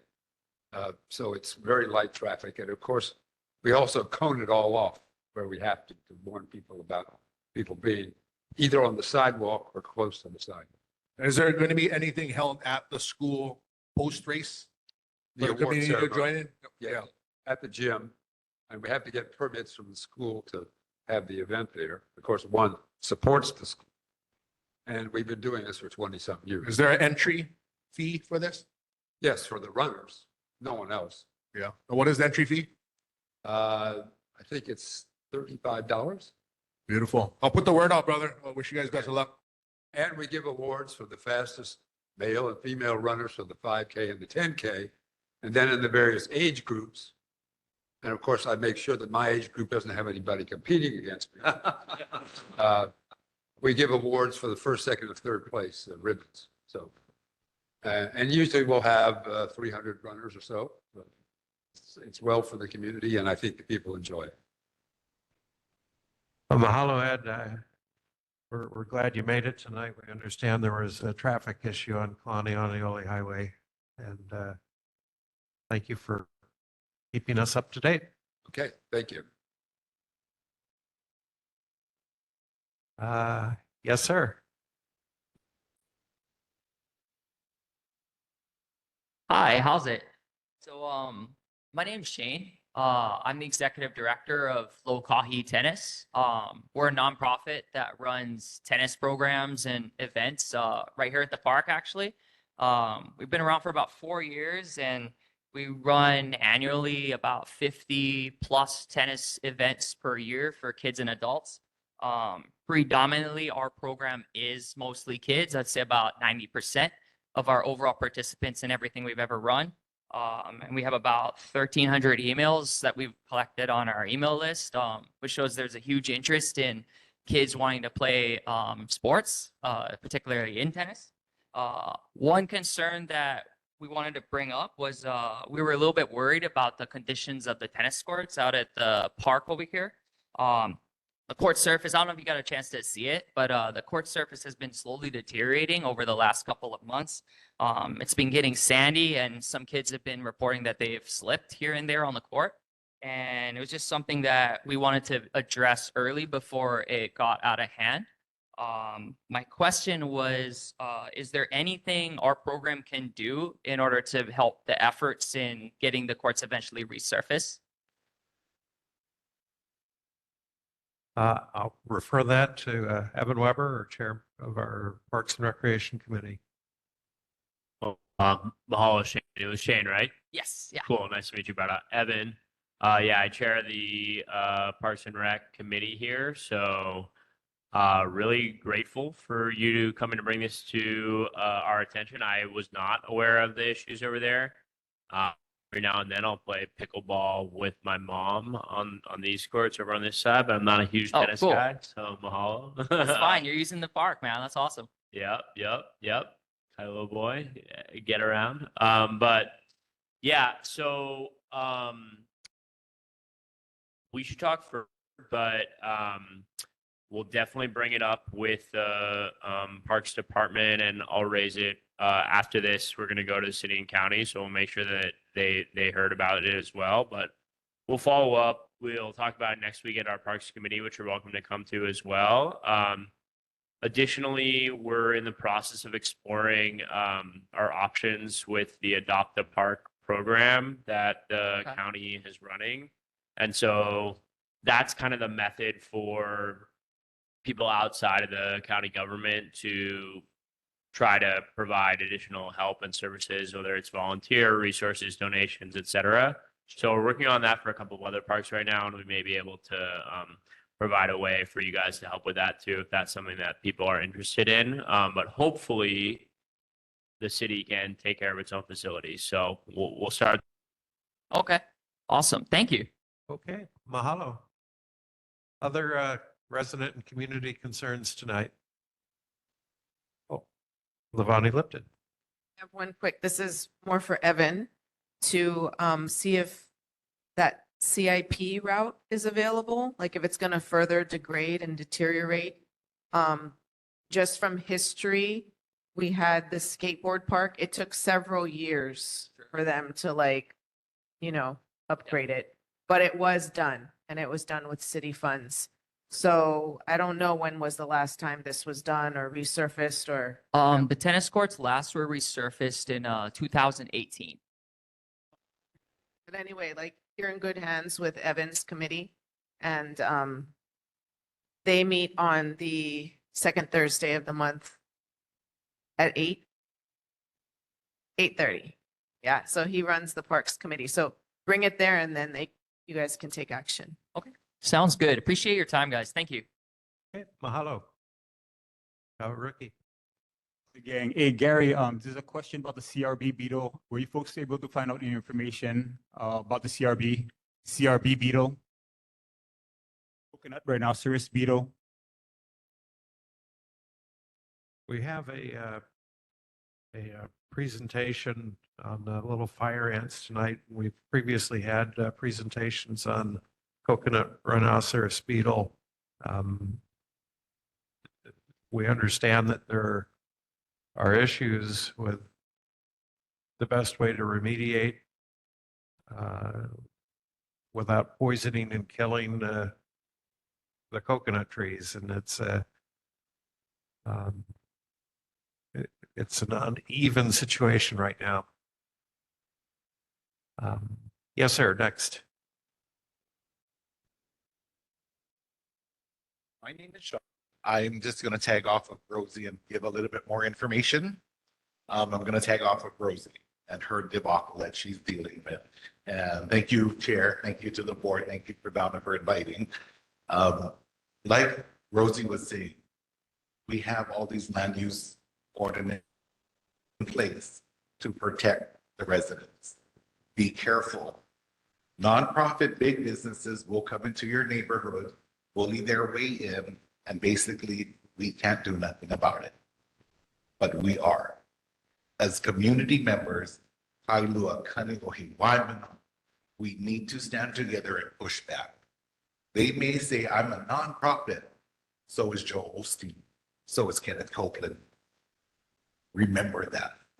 And they're going to come, they're going to put their clean and sober home, their transition home, their care home, whatever they want in your neighborhood. Keep in mind, your taxes goes up. They pay no taxes because of their nonprofit. They get property tax exemption. The income they make, they don't pay revenue on it. Who picks up that tax bill? We, the taxpayers. And they want to say, I'm a nonprofit, we don't make money. Amazing. They make enough money to pay you. So we just need to be, very aware. We have brought this up. The project that's on Cobb Adams Road, we have been dealing with this since 2013. And we have brought it up to Ikaika Anderson. We have brought it up to Esther Kiaina. We've tried to put a stop to it. They say, oh, there's nothing we can do. We have to wait for them to break the law. They broke the law. Apparently, they got away with it. Now we're dealing with new owners. And that was our second question.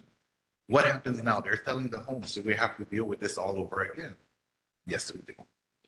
So just be aware that this can and will happen in your community. It's happening right now. We're not against these projects. Just put it in a more adequate area. The road we live in, 17 homes have been on that road. It's a dead end, very narrow lane. EMS comes in, you got EMS, HPD, HFD, nobody can get in and out. Just put it in an adequate area. That's all we ask. Thank you. Thank you, Richard. Thank you, Donna. Okay, mahalo. Any other resident community concerns online? All right, mahalo. We will move on to next order of business, reports from the mayor's rep and the governor's rep, starting with Mayor Blangiardi's representative, Jim Ireland. Hello there, everybody. Nice to see you. Couple things before my regular report, just to kind of follow up with on Castle's report. Tutu Burt's, I believe, is still open. They are a medical respite. They do take homeless patients who are in need of medical care. I would say the majority of those patients, though, come from hospitals in town. I don't know if any from Castle go there, but by far the majority, I think, come from Queens and other places in town. One of the things that we have been meeting with Castle about from the core standpoint is we do want to assist both Queens and Castle assistance with their mental health patients at the time of discharge if they're homeless. There is a new short stay inpatient psychiatric facility of sorts in Evile, the Behavioral Health Crisis Center, contracted through the Department of Health. And so we are trying to move patients not only off the street to that facility, but also from Castle and Queens if they're discharged and homeless. I've asked CORE to take a special focus on the property around Castle. So 2 days ago or 3 days ago, there was somebody at the bus stop who'd been there a few days, and we got him and took him to the Ala Respite in downtown. So CORE is continuing to kind of patrol Kailua, so to speak, on a once weekly or as needed basis, but I've asked them specifically to look around the property in Castle for the very reason you guys are talking about. Jeff Zuckernick, who's on the board and now with EMS, and myself both live in Kailua, as does Shane Enright. So we are kind of an extra set of eyes for CORE to go get folks that look like they're really, really in poor health or poor shape or significantly mentally ill, to get them, off the streets. So that's that. With respect to EMS, working with Councilmember Kiaina on, the needs for the windward side, and that's kind of ongoing. but we're making some progress on, plans for additional resources potentially in the Kailua area in the coming year or years. With respect to the reports, the questions we had that I'm following up on, the mayor and the city did put money in the budget to potentially cover shortfalls from the federal government. The question specifically was for freezing critical welfare programs, but that's kind of a big umbrella of, money for nonprofits, for homeless services, and other community services. So there is money in the city budget for that. Somebody asked a question about public notice for discharges, brown water advisories and such. And there is an app, hnl.info, and you can put that on your phone to get informed of things like brown water alerts. There was another question on a traffic study in the Lanikai area regarding a parking ban. And the Department of Transportation Services said they will conduct an investigation and inform the board of their findings once the investigation is complete. Lastly, there was a question on the poor quality of roads in Kailua. Apparently that was routed to Department of Transportation Services, and actually DFM is the one who addresses the roads. So we rerouted that to them. So hopefully we'll get an answer by next month. And then just lastly, although I don't have statistics, we are continuing to see EMS needs at the Lanikai pillbox. It seems kind of more than normal. What we've seen decreases in is significant decreases in the Olomana Trail, perhaps because of a kind of the warning sign. And we've also seen significant decreases at the Manawili Trail, but I think that's because it might still be closed. But Lanikai pillbox has ticked up for our medical responses for rescues that the fire department's going on. As far as the beach stuff, we did have 2 drownings today, near drownings today by kite surfers, and that's a little unusual because the beach has not been a hotbed for calls, so to speak.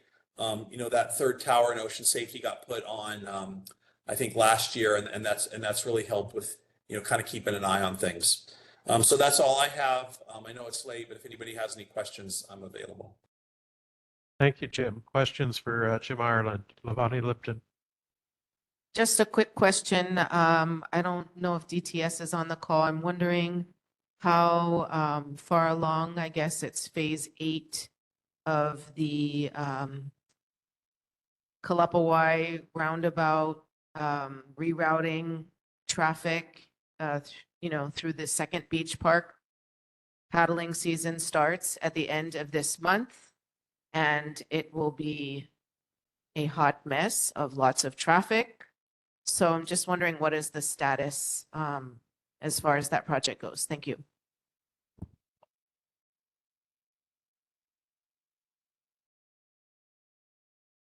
Okay, we'll take that as a lookup, Donna Wong.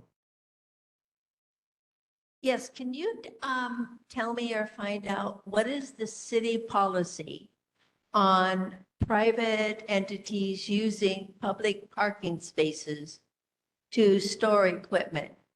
That's happening with the affordable housing high-rise that's being built on Kailua Road. They're taking up about 12 parking spaces in the municipal lot. I guess where the doctor's offices are. And they've been there, they've occupied those sites, those parking spaces for at least a month. This is by Cinnamon's, the municipal parking lot. Yep, I know exactly where that is. I'll find out. I know in the past, sometimes people can get permits and they bag the meter, so to speak, and they have a permit as part of a permit. But if there's no sign there regarding like that it's under permit, that sounds suspicious. So I will follow up. But how long can they have a permit for and occupy those stalls? In the past, I've seen, for instance, in Chinatown, when they were doing a renovation of the building, the actual on the placard that they put on the barrier that blocked off 4 parking spaces, they gave the dates of the permit. It was, whatever it was, 2 weeks or 3 weeks. So I think it depends on how the permit was issued, but there should be, in the past, at least I've seen a little sign near there with the permit number, and it says kind of a city placard, and it gives the dates, whether it's 3 days or 3 weeks. So I'll follow up, but if you're around there nearby at Cinnamon's or something, maybe just take a look and see if that placard's there. Okay, appreciate it. Gary Weller. Hi. That question about the traffic study was from me. And just to give you a little clarity on it, the last one was done in 2007 on Kapahakori Road, and that was in conjunction with the industrial park. And if you read the industrial park plan, they're getting close to the third and the middle parcel being fully developed. So now there's more traffic there, and they haven't even started on the bottom yet. They're just using it as base yards. And Amaron has had a lot more traffic since 2007 because they've been supplying concrete and rock and gravel and road repair. So there's more traffic there also. So I would really like to know what the status is of that as soon as possible. Got it. Okay, thanks. All right. Any other questions for Jim Ireland tonight? Evan Weber. Yeah, Jim, mahalo for being here with us. I know you're a really busy guy, so really appreciate it. And yeah, just wanted to raise two park issues and then a traffic follow-up question as well. One, I just wanted to pass along the question from earlier from Shane from Wakahi Tennis Club here about the possibility of the city refinishing the tennis courts here in Kailua District Park, and like what funding exists for that generally across city tennis courts and what the process might be. We'll of course do additional follow-up, but wanted to put it on your radar while you're here. And then again, Kailua District Park. A lot of people use this park for a lot of things, particularly kids and families, and we've gotten a couple of increased safety concern issues about kind of the status of vagrants in the park and things of that nature. We've had a long-standing lighting issue in this park with the lack of lighting here at night. The park remains open. And so, I know that safety is high on your list of priorities, and just wanted to raise that and see if there's any thing that we can get addressed there. Last but not least, wanted to follow up on Bonnie's question. Sounds like you don't have an update on Kalapawai Roundabout, but they told us March 15th on the website. It says March 18th, the current phase is going to end. Seems like there were some delays, so we're at the point where word needs to get out to the community if it's not going to be March 15th or 18th or thereafter, because paddling season is beginning. And then similarly, we've all hoped that this project would be over many months before already, but actually it's supposed to be over not too long from now in May. So what's the overall update on the project? And will there be any more traffic restrictions or relief for residents before the end of the project? I've had requests from residents in the Kauhau Lanikai community if they can continue to have parking closed as a remedy for the remainder of the project, as remedy for the very unnecessary life-altering delays that occurred during this last phase. Yeah, I'll fast track that. I'll fast track the roundabout stuff because obviously March 15th and 18th is going to be before we all meet again. So let me see if I can get that back to chair by early next week. Thanks, Jim, and I'll pass that on to all board members. Thank you. Any other questions for Jim Ireland online? Any audience questions? Okay, good to see you, Jim. Thank you so much.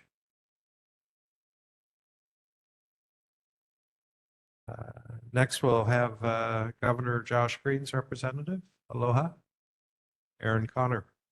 Good evening, Erin Connor on behalf of Governor Josh Green is tonight. Glad to be back with you all. I missed February's meeting, but I have Governor's newsletter here and it was provided to Chair Hicks, so it is in the online meeting materials.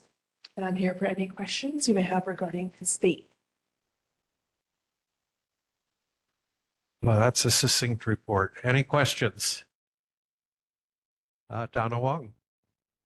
I don't know if the governor knows this, but how many of the federal employees have been let go?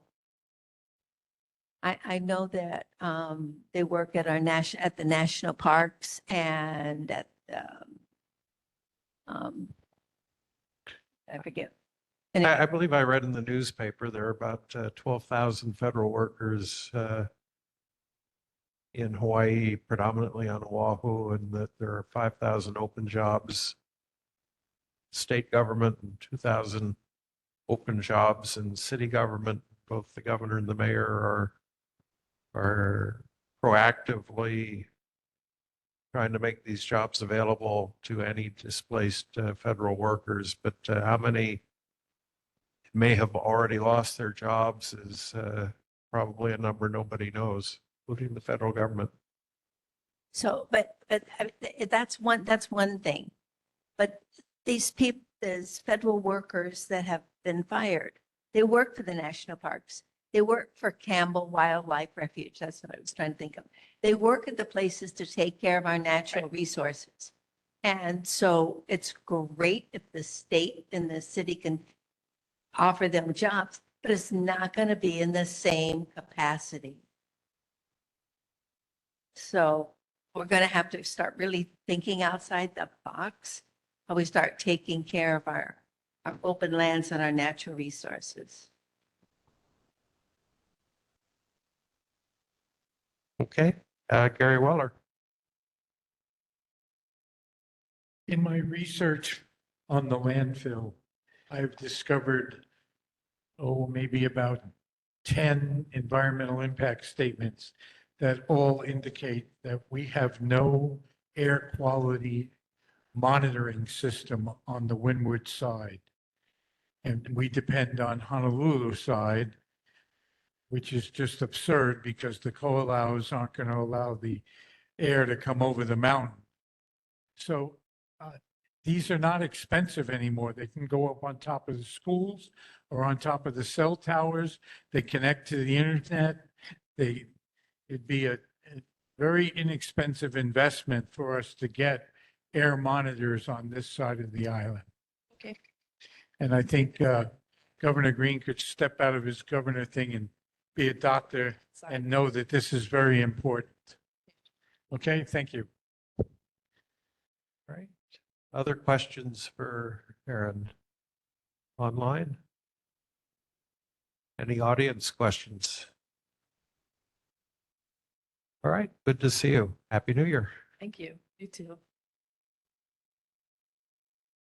All right, next in the agenda are reports from our elected officials, starting with Senator Jarrett Keahokalole.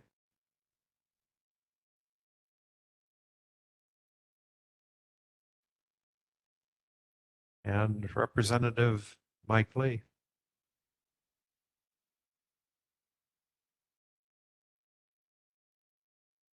I got an email from Mike earlier today that he would not be able to attend, but I thought there was going to be, okay.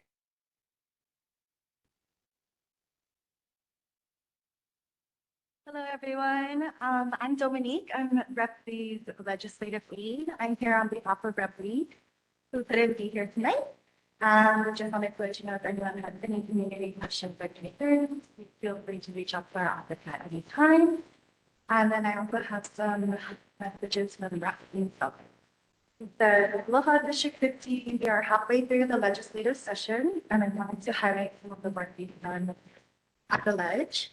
After the tragedy over the New Year, there was a renewed focus on the fireworks. Bills have been proposed and requiring certain types of fireworks that will help HPD to enforce their illegality and cite perpetrators. The Department of Agriculture was renamed to the Department of Agriculture and Biosecurity. This important distinction creates a state department committed to biosecurity, including the eradication of invasive species like pokie frogs, CRB, and little fire ants. Related to education in our youth, the House has passed bills to include financial literacy in our DOE by fiscal year 26-27 to expand the early learning with public preschools, ban flavored nicotine products, and provide free lunches to students who can't afford them. Related to housing, the House has passed bills that will fund the Department of Hawaiian Homelands to create more affordable housing and develop mixed-use zoning. Rep. Lee has been working hard in labor to pass bills that will give our graduating high school students a unique hands-on internships for students to gain experience in different industries, including paying jobs in stewardship and conservation. And currently, Rep. Lee has a number of bills that are still alive related to invasive species in Kailua Bay, child labor law, medical licensure, and fall prevention.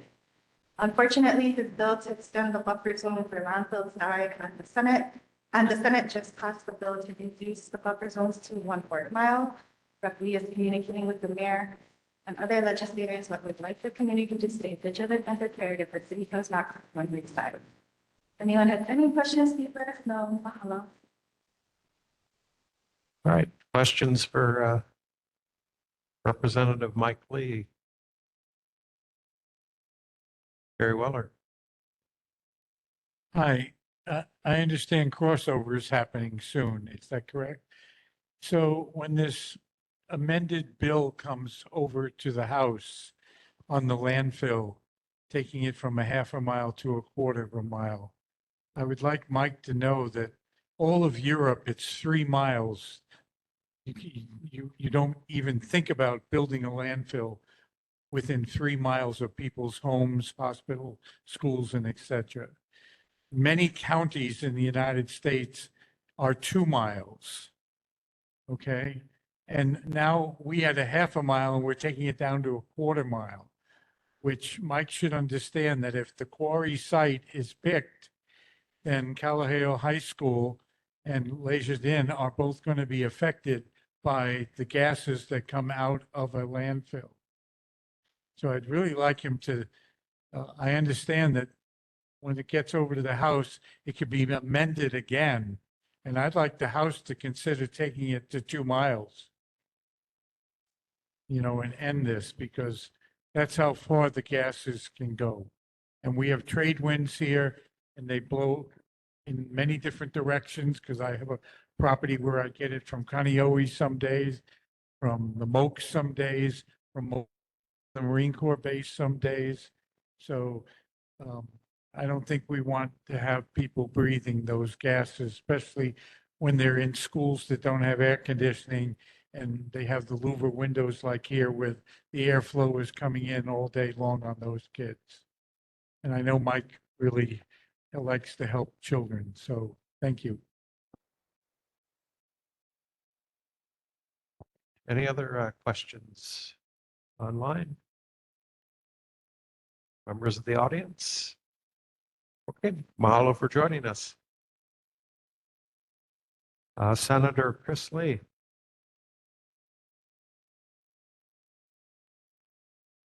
Representative Lisa Martin.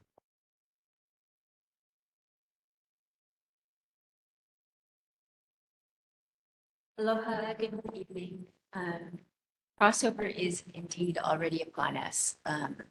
I've already figured out my hearings for all the Senate bills coming over. They already have referrals. And I'm going to start with one small piece of good news, and then I'm going to follow with some not so good news. So the good news is our biggest little fire ant infestation, which was in Lanikai, the post surveys are clean. So in a pretty complicated neighborhood, because there are so many absentee owners there, we managed to wipe out little fire ants. For now, it's going into a monitoring phase. And if there are any positive samples then they'll spot treat that area.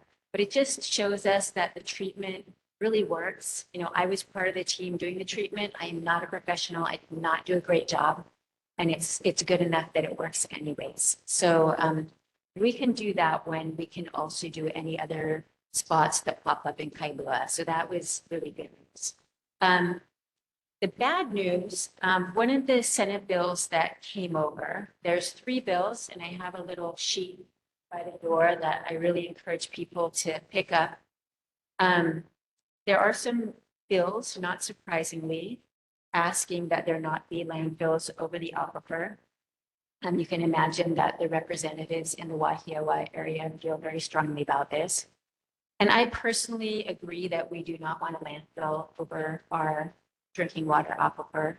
However, in the last committee in the Senate, one of the 3 bills that is somewhat similar, SB 446, they changed the boundary from what had always been, we assumed to be the no pass line that the Board of Water Supply has drawn. And they changed it instead to be what they call the underground injection control line, which is much closer to the ocean and which eliminates EVA from the equation, where there was one proposed possible landfill site near UH West Oahu. And it leaves pretty much only Waimanalo, Kailua, and Kaneohe as potential sites. And so I really wanted the community to know about that, just to be aware. And if you are interested in testifying, please, and you don't already know how to testify, please contact my office and we would be happy to help you have your voices heard.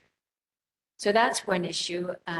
Another issue is I've been working to move legislation in my committee, Human Services and Homelessness, as if everything is going to be fine with our budget, and have passed a lot of legislation through the House. However, we are at risk of losing over $300 million in Medicaid alone. And, you know, over half our kids receive their health insurance through Medicaid. We have a very expansive Medicaid program. And if we lose federal funding for Medicaid and for SNAP, which is pretty much fully federally funded, except for the administrative costs, we do have the administrative costs for SNAP, then not only will we have to replace that, which means all our new programs that I and others have been working on with a lot of hope, those will not get funded. We're going to have to go back to our basics. But for this SNAP, what is really scary is it is a federal program. That card that people have for their food benefits is a federal card. We don't have a system that we could just put money into and replace those benefits. We can for Medicaid, but not for SNAP. So, you know, the new administration, in addition to the federal jobs that are lost, and all those federal jobs, they qualify for state unemployment insurance. So that's expensive for us if all those jobs suddenly are drawing state funds, which is an additional reason, as well as capturing that talent for our state and county governments. If they can transition to a new job, we don't end up paying unemployment insurance. And our unemployment insurance coffers are just rebounding finally from COVID, right, where they were drawn down. So we do have a lot to worry about, the federal government. Yeah, but we are trying to move ahead on what we can. And we do have a lot of good legislation moving forward. So I do encourage people, if you're interested in supporting and you're interested in particular areas, please reach out to my office. We're happy to share with you what is moving, what's still alive, either from the Senate or the House, in areas that interest you. And I'm open for any questions. Right, questions for Lisa? David Leah. First of all, thank you for sharing the great news at Lanikai and the little fire ants. I know that's been a tough one. I'm just curious, did you use Amdro or did you use the gooey chemical mix that? All of the above. So you All the above. use a little spreader to sprinkle the bait on the grass or ground, And then you also squirt the trees. Okay. So you do both. And what is the status of the incidences in Monowili? I am not an expert on Monowili. It's not my district, but I do know we are starting treatment for Kailua Hills. Even though it's not my district, I just happen to have friends. I know there's treatment going on in Dune Circle and in Kamalina. And then just lastly, going back to the CRB, what is going on with the eradication efforts, if at all? Are we doing anything about it? Thank you for that question. I have a CRB bill, which I was really pleased to see it made the priority list for our ag chair. And that would fund the program at University of Hawaii. And they have been working over time on doing research for a biocontrol. They're still waiting for the permit, but they have, I don't know the right terms, but they basically are breeding CRBs, captive to do research on once that permit becomes available. And what it is you infect the beetles with a virus.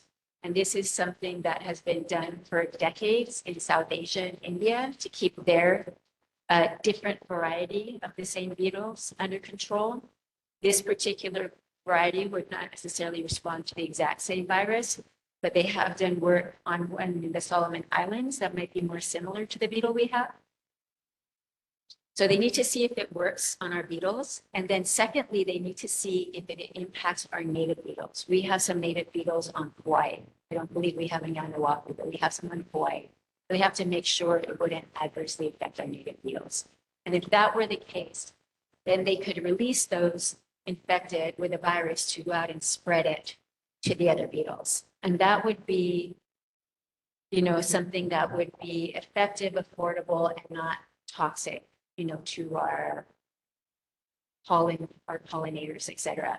So that is the long-term goal. In the short term, that bill provides for training and free materials for land managers, whether you're the owner or whatever your staff, to help people with managing and keeping alive their coconut and palms tree until that time. Does that include netting?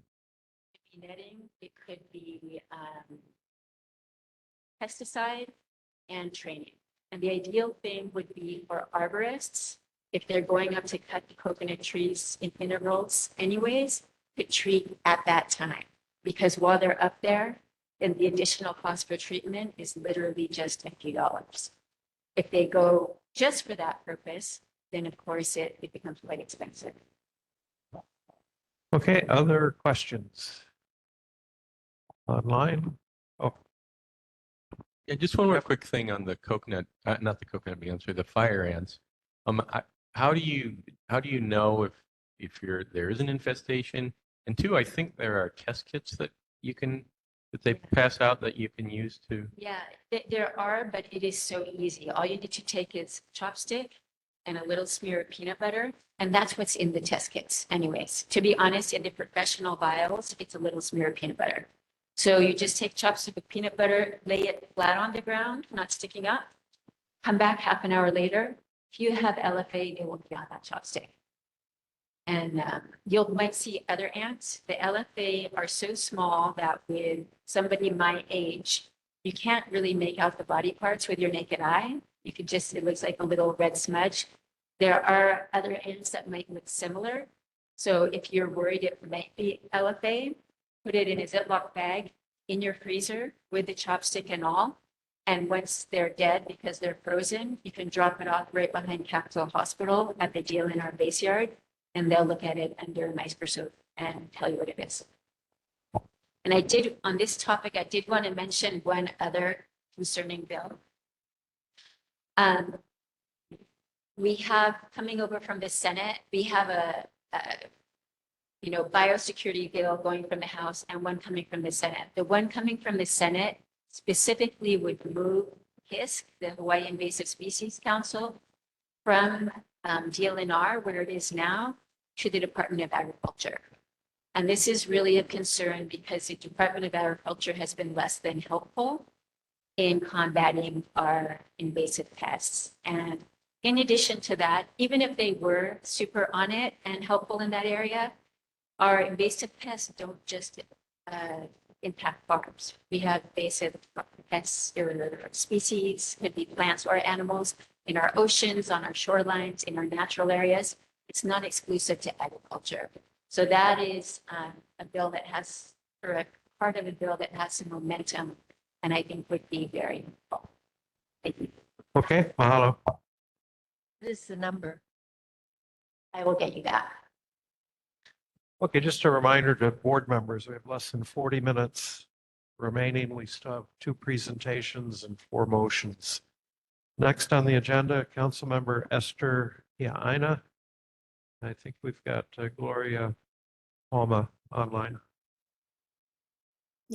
Aloha, Chair Hicks. Mahalo, board members. My name is Gloria Palma. I'm Councilmember Kia'aina's legislative assistant. Councilmember couldn't make it tonight, so I wanted to share an update from our office from her.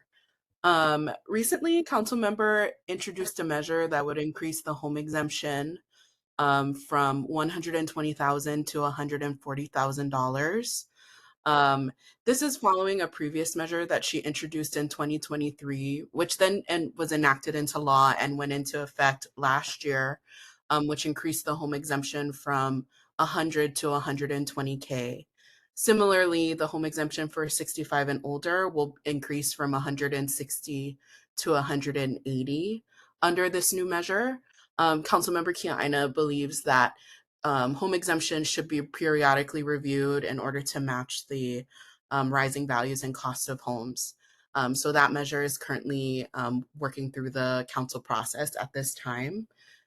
She wanted to mahalo the members of the PIG that joined her for the landfill visit on February 22nd, where you guys were able to visit the 5 potential sites under consideration for the landfill. It's a hot topic tonight, so everybody is aware about SB 446 in particular. Councilmember Kia'aina is also monitoring this measure and is committed to working with community and state lawmakers to oppose this measure. Finally, for my update tonight, Councilmember Kia'aina recently introduced a resolution that would urge the city administration to create a Oahu strategic tourism plan. In understanding how tourism is planned in our state, Councilmember Kia'aina recognizes that Oahu accounts for most of the tourism impacts in our state, but it lacks a long-term county-led plan that balances the tourism's economic contributions with social, cultural, and environmental impacts. And so this resolution will be considered to encourage the city administration to really make a strategy from the county level to understand how we can mitigate and provide efforts for regenerative tourism across our island. So that's it for me. I've taken notes on follow-ups from throughout the meetings. So if there's anything else I can take back, I'm happy to do so. Okay, mahalo. Any questions or comments for Gloria Palma? Online? The audience? Okay, mahalo. Mahalo. Representative Scott Matayoshi.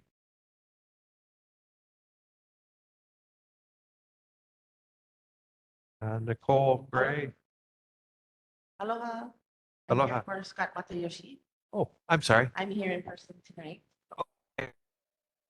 Aloha, my name is Shauna Pila.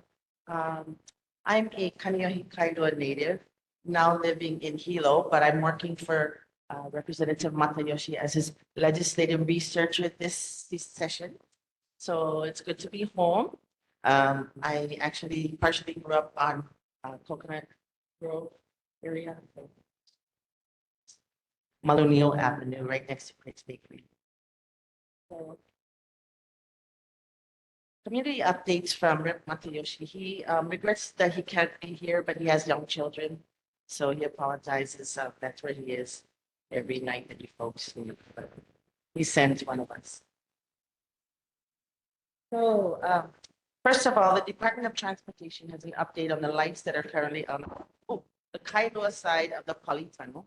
They're working with Hawaiian Electric Company to activate emergency circuits that power around 16 lights in the tunnel and plan to collect data and install a power suppression system. And this is anticipated to be done by the end of June. So if you're going through the polytunnels and the lights are out, make sure that you have your vehicle lights on at all times as you should. Recently, we did a Hawaii State Hospital site visit. We were inspecting construction defects to the new facility that were discovered upon the grand opening planning. So the grand opening was not able to be held because of it. Rep and a few other representatives met with the hospital administration. So we gathered a lot of information. And there was a health committee hearing, informational briefing done back in February, if anybody's interested. It's under the Health Committee, House of Representatives. And Representative Matayoshi was there along with some other representatives to question the hospital about the construction defects and the funding that they're now requesting to fix those defects. Recently, Rep. Matayoshi attended Kaneohe Elementary and Punahala Elementary Schools to see their new classrooms and their guarding initiatives. And he spoke with principals and students to get to know what their concerns and issues are. Also, he went, I think it was yesterday, to Hawaiian Earth Products in Wahiawa, and he learned about food waste composting and mulch, and possibly tipping that back to the community. Some surviving legislation through the crossover, both fireworks bills, HB 806 and HB 1483. And these are involving sting operations and also increased penalties for fireworks violations. So I encourage you all to look into that if you're interested in these subjects. There's also a flavored tobacco ban we're trying to pass, and that is HB 756. And also Delta 8 THC ban, which is HB 1482. And both of those bills are to protect the children who are consuming these things, and it's being unregulated. So upcoming events, well, today was Consumer Protection Week at the Capitol, celebrated, hosted by the DCCA, the Department of Commerce and Consumer Affairs. And last week, Rep went to visit Ho'okahi Ka'ilau Like Ana exhibition at the Winwood Community College, and he encouraged you all to attend. It closes March 7th. March 8th, this weekend, 3R recycling drive at Ahui Manu Elementary School, and Kaneohe Night Market, March 15th, behind Windward Mall. So those are some of the events. Anyone interested about these things and wants more information, you can go ahead and contact Rep directly. So. Okay. Mahalo. Any questions? All right, please pass on our best to Scott Matayoshi. And Nicole Gray usually represents Representative Jill Takuda. She's not able to be here tonight. Rep. Takuda's report is in our meeting materials. Next item of business is reports from members who attended other meetings. Donna Wong and I accompanied Councilmember Esther Kiaina plus Roger Babcock of ENV to tour the potential Kailua landfill sites and the essence of that, all the information, the essence of that is included in our meeting materials. Donna, anything you want to add to that? Okay, anyone else attend other meetings since our last meeting? Okay, mahalo. We move on. We have two presentations. First one is by Roger Babcock, the Director of the Department of Environmental Services. The topic is proposed sewer fee increase. I got it into the meeting materials, but I don't know if anybody had a chance really to see it, but it's there. Okay, thank you.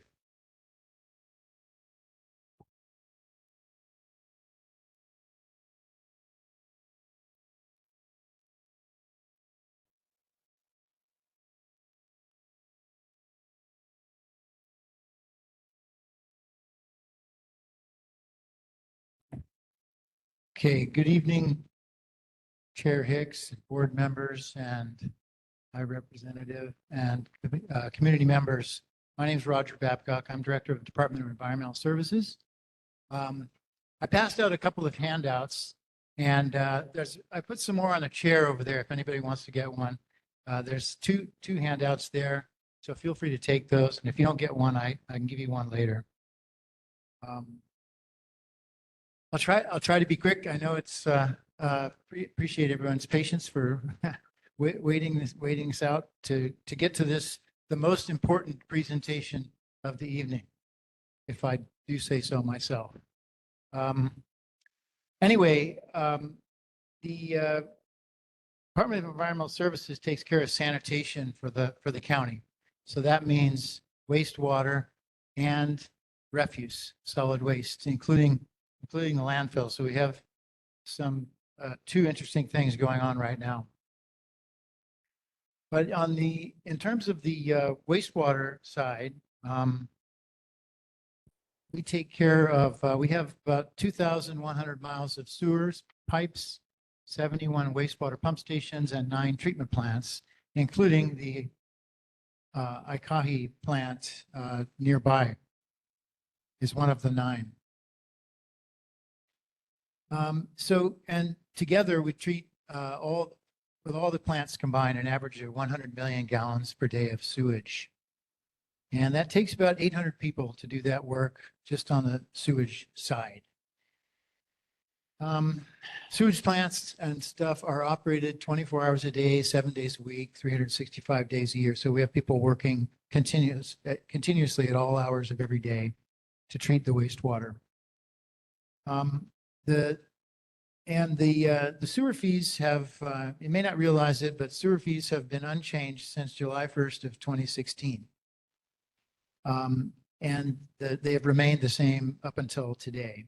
However, costs have increased for everything from labor and all of our consumables such as electricity and diesel fuel and chemicals and everything else that we use over that time period.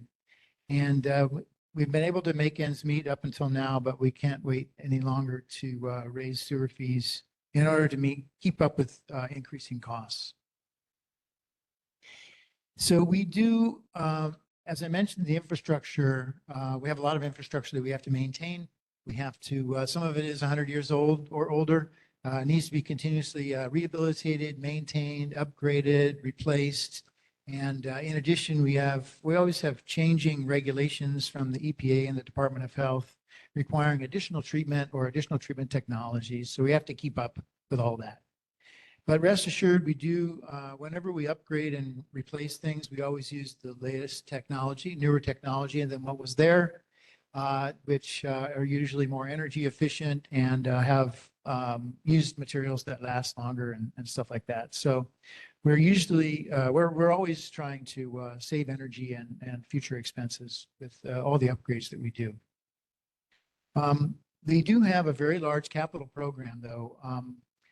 The wastewater infrastructure is buried, a lot of it. A lot of other materials involve a lot of equipment and electronics, and it is very expensive. So our 15-year capital program from this year through 2040 is over $10 billion for sewer. And that's assuming, does not assume that tariffs are going to increase construction costs. We can't predict that right now, but hopefully things will calm down or cooler heads will prevail. But based on what we have predicted up till now, that's what we're looking at. So we do have, we did do a sewer rate study, started in 23. We had a stakeholder advisory group with 35 people on it. We have to do a revenue requirements projections based on operation and maintenance costs, construction costs, and especially debt service. And those are the costs that we need to provide, have to get revenues for. The sewer enterprise, unlike all other city services except for Board of Water Supply, are funded separately from real property tax. So real property taxes are not used at all on the sewer services or on water services. That's why you get a bill for those two things separately. So they're independent, funded independently. So no sewer funds collected from sewer fees can be used for police or fire or parks or any other service that the city provides. And likewise, sewer and water can't get any money from real property tax. So what that means is that the sewer fees and the water fees need to match the revenue requirements to run those services. So we do a study that evaluates that over a long period of time, and we have to then figure out we figured out the additional increase in revenue that's needed. So what's been proposed, it is unlike Board of Water Supply, which has their own board and doesn't have to go to city council. Sewer is not independent, and so we have to get our rate proposals approved by city council. So before city council, we have proposed a 10-year rate package beginning July 1st of this year, which is the beginning of FY 26 and going through FY 35. So the fiscal years begin on July 1st each year. So we've proposed 9% increases for each of the next 6 years, and then 8, 7, 6, and 5% in the 4 years to get out to 10 years. And so 10 years is a long rate package. Usually rate packages are 5 or 6 years. We propose the 10 years because that's the time period for us to complete our 2010 federal consent decree that the city entered into in 2010. That was to settle a bunch of lawsuits and enforcement actions and that had been levied against the city. And it gave a 25-year time span to complete a series of projects in order to settle all those lawsuits and claims. And that will be completed in 2035, which is 10 years from now. And so at that point, everything will be finished, and it's kind of a clean slate. There are no outstanding violations or anything associated with the system at that point. And so that's why, one of the reasons why we proposed a 10-year rate package.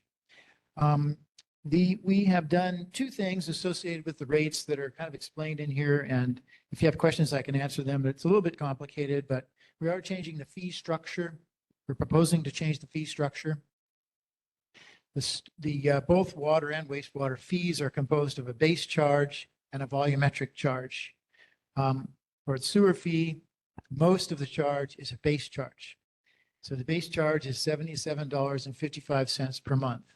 It's been that number since July 1st of 2016.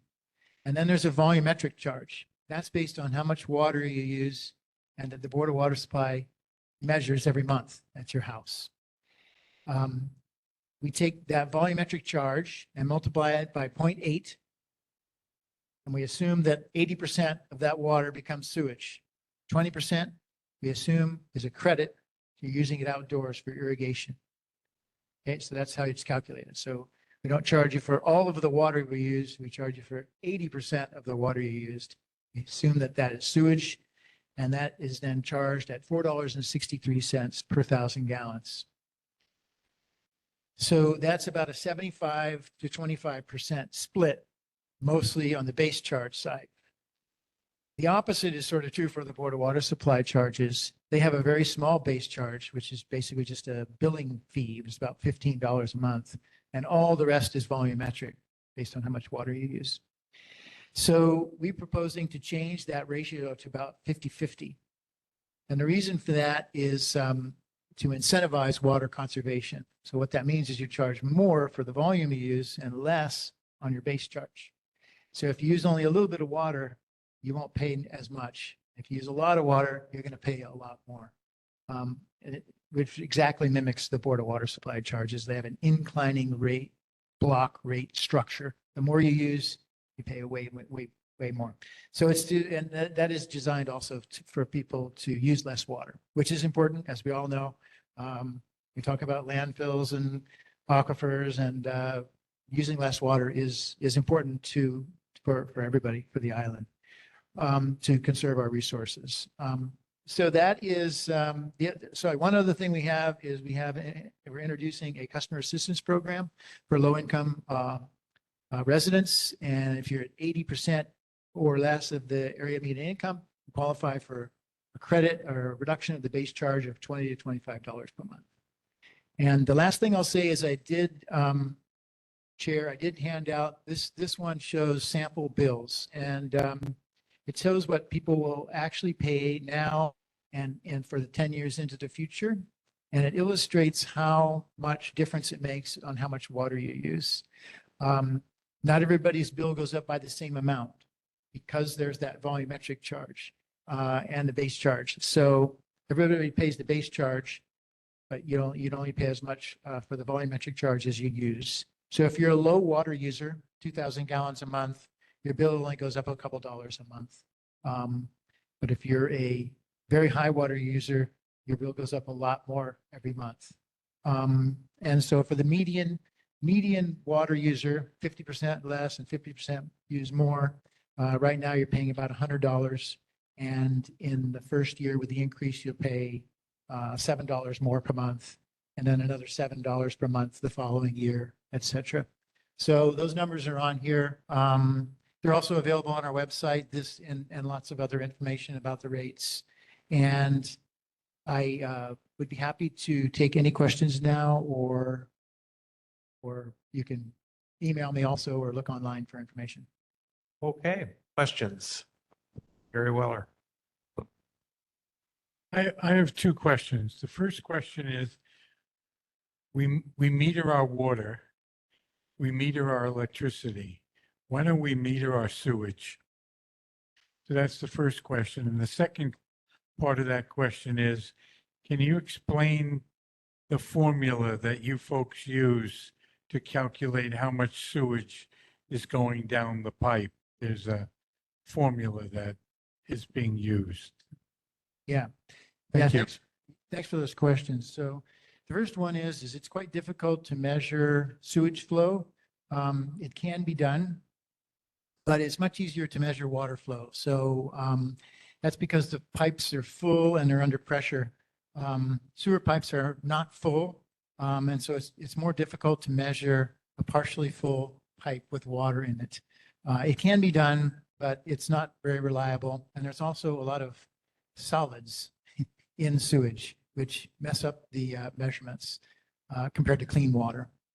So we don't do that. It's rarely done with respect to residential and stuff like that. It's done in our treatment plants and in large places like our pump stations, stuff like that. So we have lots of flow meters around the island, but not at every residence.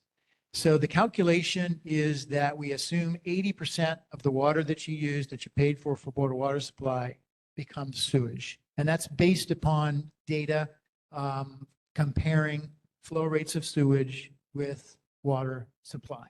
And so that's how that number comes about. And just so you know, we do have a sub-metering program. We have 600 or more customers who have their own flow meter on their irrigation system. So if you have a large yard and you use a lot more, perhaps than 20% of your water for irrigation, you can buy a meter and install it on your irrigation line, and you can measure take a reading every month, submit it by email to the department, and you will then be charged on the actual percent that was irrigation. We assume 20%, but if it's more than 20%, we will calculate it based on the actual percent of the data that you submit. So you do have to get a building permit, a plumbing permit from DPP, and it has to be an approved meter and stuff like that. But then it's a self-monitored system then forever. Other questions? Steve Chark. So this assistance program for low-income people, what is the current area median income that you use the 80% figure to, you know? I think that number, it varies. And so it would be based upon whatever the area median income is at the time, that we did that we do the calculation each year presumably.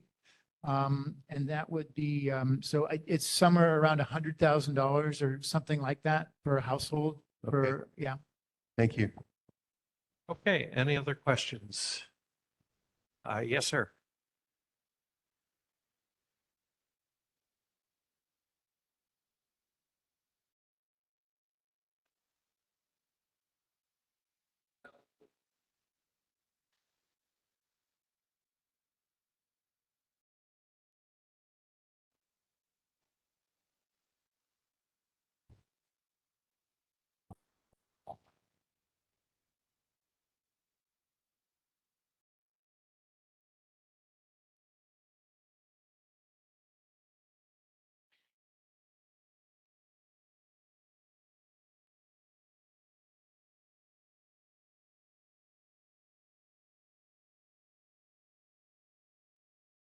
Right.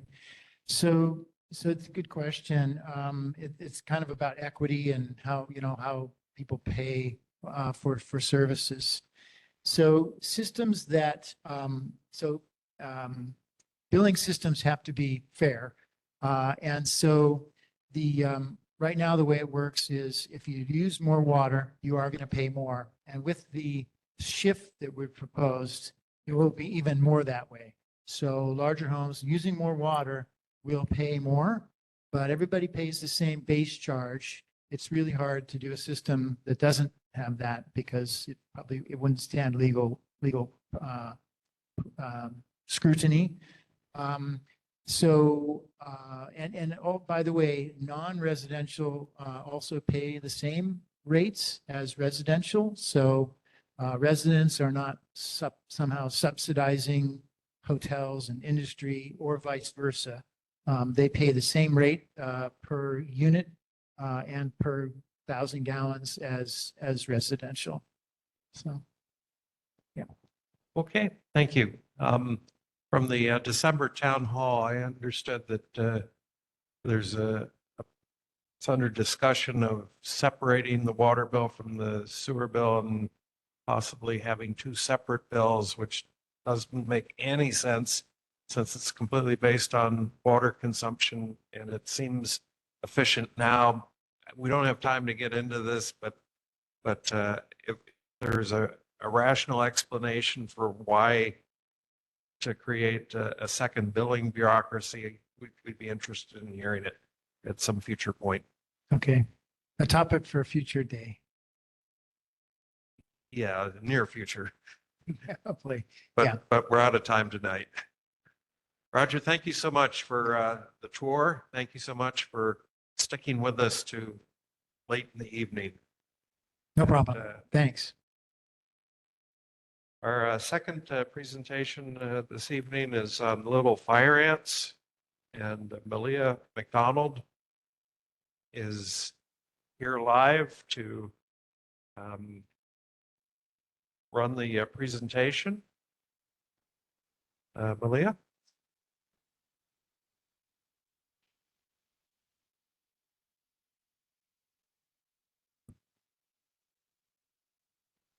Hi, everyone. I'm going to pass around some photos because it's going to be hard to see up here. My name is Malia McDonald. I am the Community Outreach and Education Liaison for Julio Ko'olaupoko.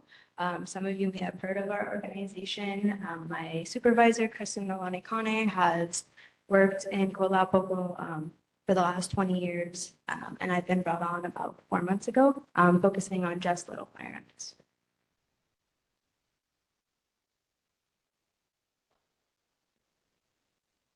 Okay, Kristen is controlling the presentation from online, so we can go to the next slide if that is true.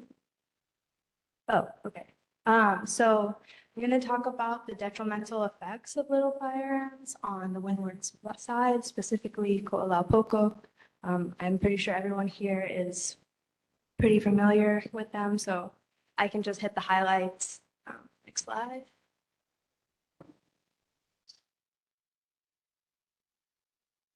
Okay.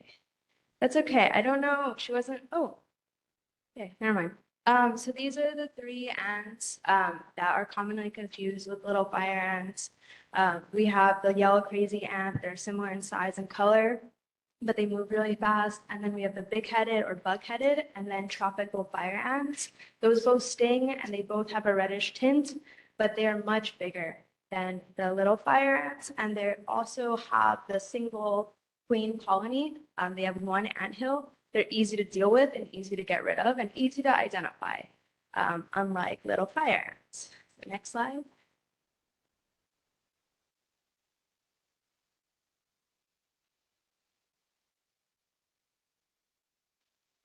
Okay. All right, well, the next slide just goes over why little fire ants are so difficult.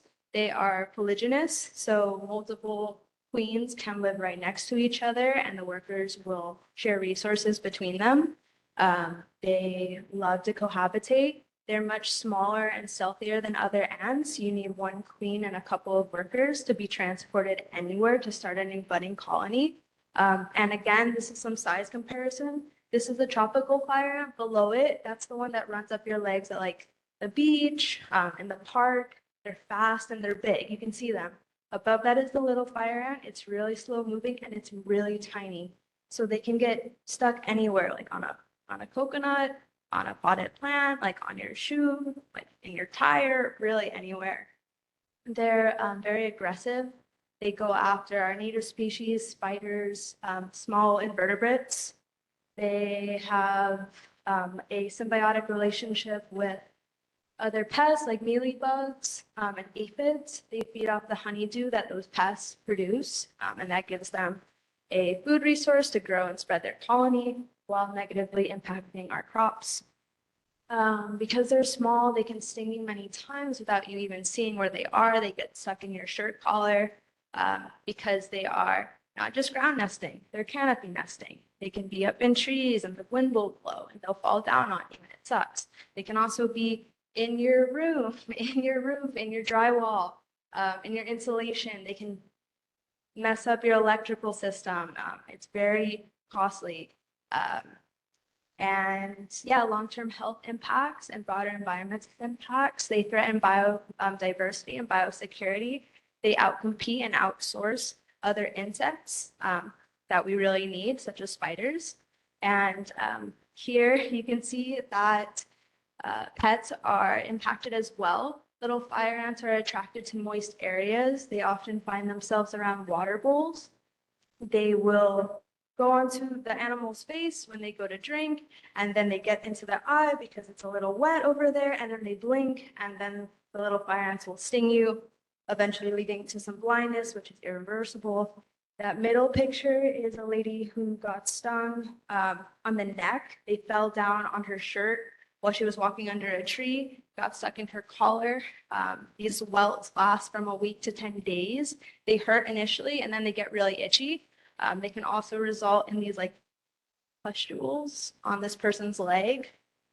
Again, they can go up into your pants, into your socks. There's not a verified PPE for them. Yeah, so you just have to be mindful. Next slide. Well, the next slide is just talking about the harm to our environment and our economy. It's incredibly costly for farmers to employ agriculture workers to prune or pick or just work in a farm or an area that is infested with little fire ants.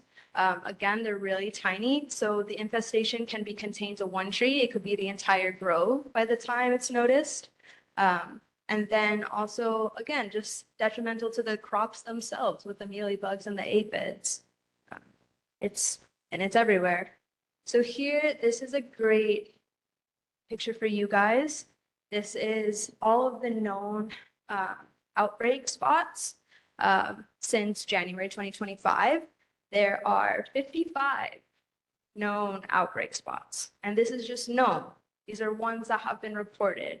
And they've been reported because the vast majority of the time, animals are going blind, kids are getting stung, people are getting stung. It's not people blindly testing their yard. This is a concentrated look of the windward side, Kailua and Kaneohe. This is from January, so this is our most updated map. We have 2 eradicated sites, 1 monitoring, and the rest are active. These are the biggest vectors of spread. LFA are what we call tramp ants. So they move about 3 meters a year on their own. So humans are the biggest mode of spread for them. They can go on fruit, mulch, gravel, soil piles, pallets, building materials, potted plants and cuttings, heavy machinery, rocks, and cars. Really anything. They're incredibly versatile, and all it takes is 1 queen and a couple workers. So what can you do as community members? Test your yard, potted plants, or any suspected areas. What that looks like is what Representative Lisa Martin said before. You get a tiny smidge of peanut butter on a stick, set it out along the perimeter of your yard or in a potted plant. After an hour, you come back. If there are any ants at all, stick it in a Ziploc, freeze it for 24 hours. That's how long it takes to kill the ants. Do not send live ants. Send it to OISC. Or you can drop it off. It's right behind Castle Hospital. They'll look at it under a microscope, confirm that it's LFA, and then myself and a team of OISC field crew will come out. We'll delimit the area, find the perimeter of spread, and then consult with you for treatment. Treatment takes 8 cycles every 6 weeks, so just about a year. Throughout that process, we test once in the middle of that at the 6-month mark, just to monitor the spread, and then once at the end. If there are any new budding spots, we go back and we treat just that site. But then monitoring after that, if given the all clear, goes quarterly for 3 years. So eradication takes 4 years in total. Those reds or those green spots that we saw, that was a 4-year process. So it's so much easier to just test your yard now. Test all your potted plants now. Yeah, so test your home, offer to test other neighbor homes if you have older neighbors or people who are just not interested, they're really busy, maybe they have a lot of kids, whatever it is. Test public places. If there's a beach park that you go to all the time or a park that you go to all the time, your kids play soccer and they're running around barefoot, whatever it is. It's really easy to involve others, community groups, school groups, church groups, whatever. You can always, always, always call me and I can come out and I can test the site. It can be time consuming on a bigger property. I know a lot of Waimanalo folks are like, yeah, I got 3 acres and I don't have time to do that. I have time to do that. So call me, my contact information will be over there and it's gonna be up on the screen right here. Yeah, no need to wait. Just give me a call or an email. I get like 12 spam calls. I don't know why. It like pings off my work phone. So just leave me a message if I don't answer. But yeah, please. Yeah. Malia, you did it in 10 minutes. Excellent. We thank you so much for what you're accomplishing. I'm going to hold on questions and instead refer questions via phone or email because of time. Yeah, absolutely. Excellent. Thank you so very, very much. And I'm going to leave some test kits that I made up here too, so you can just grab. And then all you need is some peanut butter. Perfect. Creamy or chunky? All right, we move on to board business. We have 4 individual motions. The first one is participating in the annual Kailua Town Party. I'll entertain a motion to introduce this. Chair, I would like to make the motion. Okay, Lavani makes the motion. Is there a second? Okay, Jade Lau seconds. I think it's self-explanatory. Is there any discussion on the motion? Okay, we'll call for a vote. We'll do roll call for the first one to establish who's here. Josiah Cow? Jennifer Barra? Yes. Travis Council? Jay Etzenbach? Yes. Jeff Klein? Yes. Kellyanne Kobayashi? David Laea? Yes. Yes. Jade Lau? Yes. Lavani Lipton? Yes. Kayla Morel? Kate Ryder? Claudine Tomasa? Yes. Steve Trekker? Yes. Evan Weber? Yes. Gary Weller? Yes. John White? Yes. Donna Wong? Yes. Jeff Suckernick? Yes. Yes. Chair votes yes. The motion passes unanimously with 14 votes. And the town party is Sunday, April 27th. I'll entertain a motion for the Water Quality Subcommittee to participate in and co-host with Councilmember Kiana the Stormwater Town Hall at a date yet to be determined and confirmed, but probably in April. Yes, Anyone? I Okay. would like to make this motion. Lavani makes the motion. Is there a second? John White seconds. Is there any discussion? Okay. Is there any objection to the motion? No objection to the motion. The motion passes unanimously. Third one, due to Mayor Blangiardi's Windward Town Hall on Thursday, May 8th at Castle High School. Our committee meetings, which are normally be the same night, will instead convene 1 week later on Thursday, May 15th. Is there a motion? I will make this motion. Lavani Lipton, is there a second? Gary Weller. Is there any discussion? Is there any objection to the motion? Hearing no objection, the motion passes unanimously. Next motion, the Kailua Neighborhood Board requests Hawaii Congressional Delegation support for federal funding for electrical upgrades to the Kailua Heights Booster Station. The upgrades are necessary to improve reliability and extend the life of this station built in 1969, which serves residential areas of Kailua. This was requested by Board of Water Supply, and the background information is in the meeting materials. I'll entertain a motion. I can make this motion. Lavani Lipton. All right. The whole sweep. Is there a second? John White, second. Gosh. Was that discussion, Steve? No discussion. All right, I call for the motion. Are there any objections to this motion? Hearing no objections, the motion passes unanimously. Approval of minutes for Thursday, February 6th, minutes. Are there any corrections or adjustments to the minutes? Hearing none, the minutes stand approved. Committee reports. Any committee chairs wish to amplify their reports? I want to make note that the Disaster Preparedness Subcommittee that was approved earlier in this meeting already has a published agenda, which was included in the mailing, and their meeting will be at 5 o'clock next Thursday. Any committee chairs wish to embellish on anything?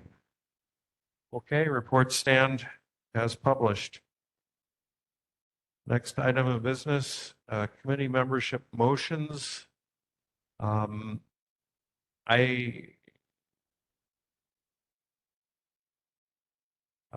the Disaster Preparedness Subcommittee, are there any board member volunteers for the Disaster Preparedness Subcommittee? Claudine Tomasa, I will volunteer. Anyone else? David Laia? Okay. Additionally, Andy Bates of Christchurch United. Jackie Friedland, retired Installation Protection Director at Marine Corps Base Hawaii. Ron Haas, General Manager Midpac. Susie Januzzi, retired Navy Captain. Clem Jung, Kailua Alert and Prepared, and Glenn Kauai, retired Federal Fire Chief, are Kailua residents who are proposed for this subcommittee. Are there any other nominations for the subcommittee?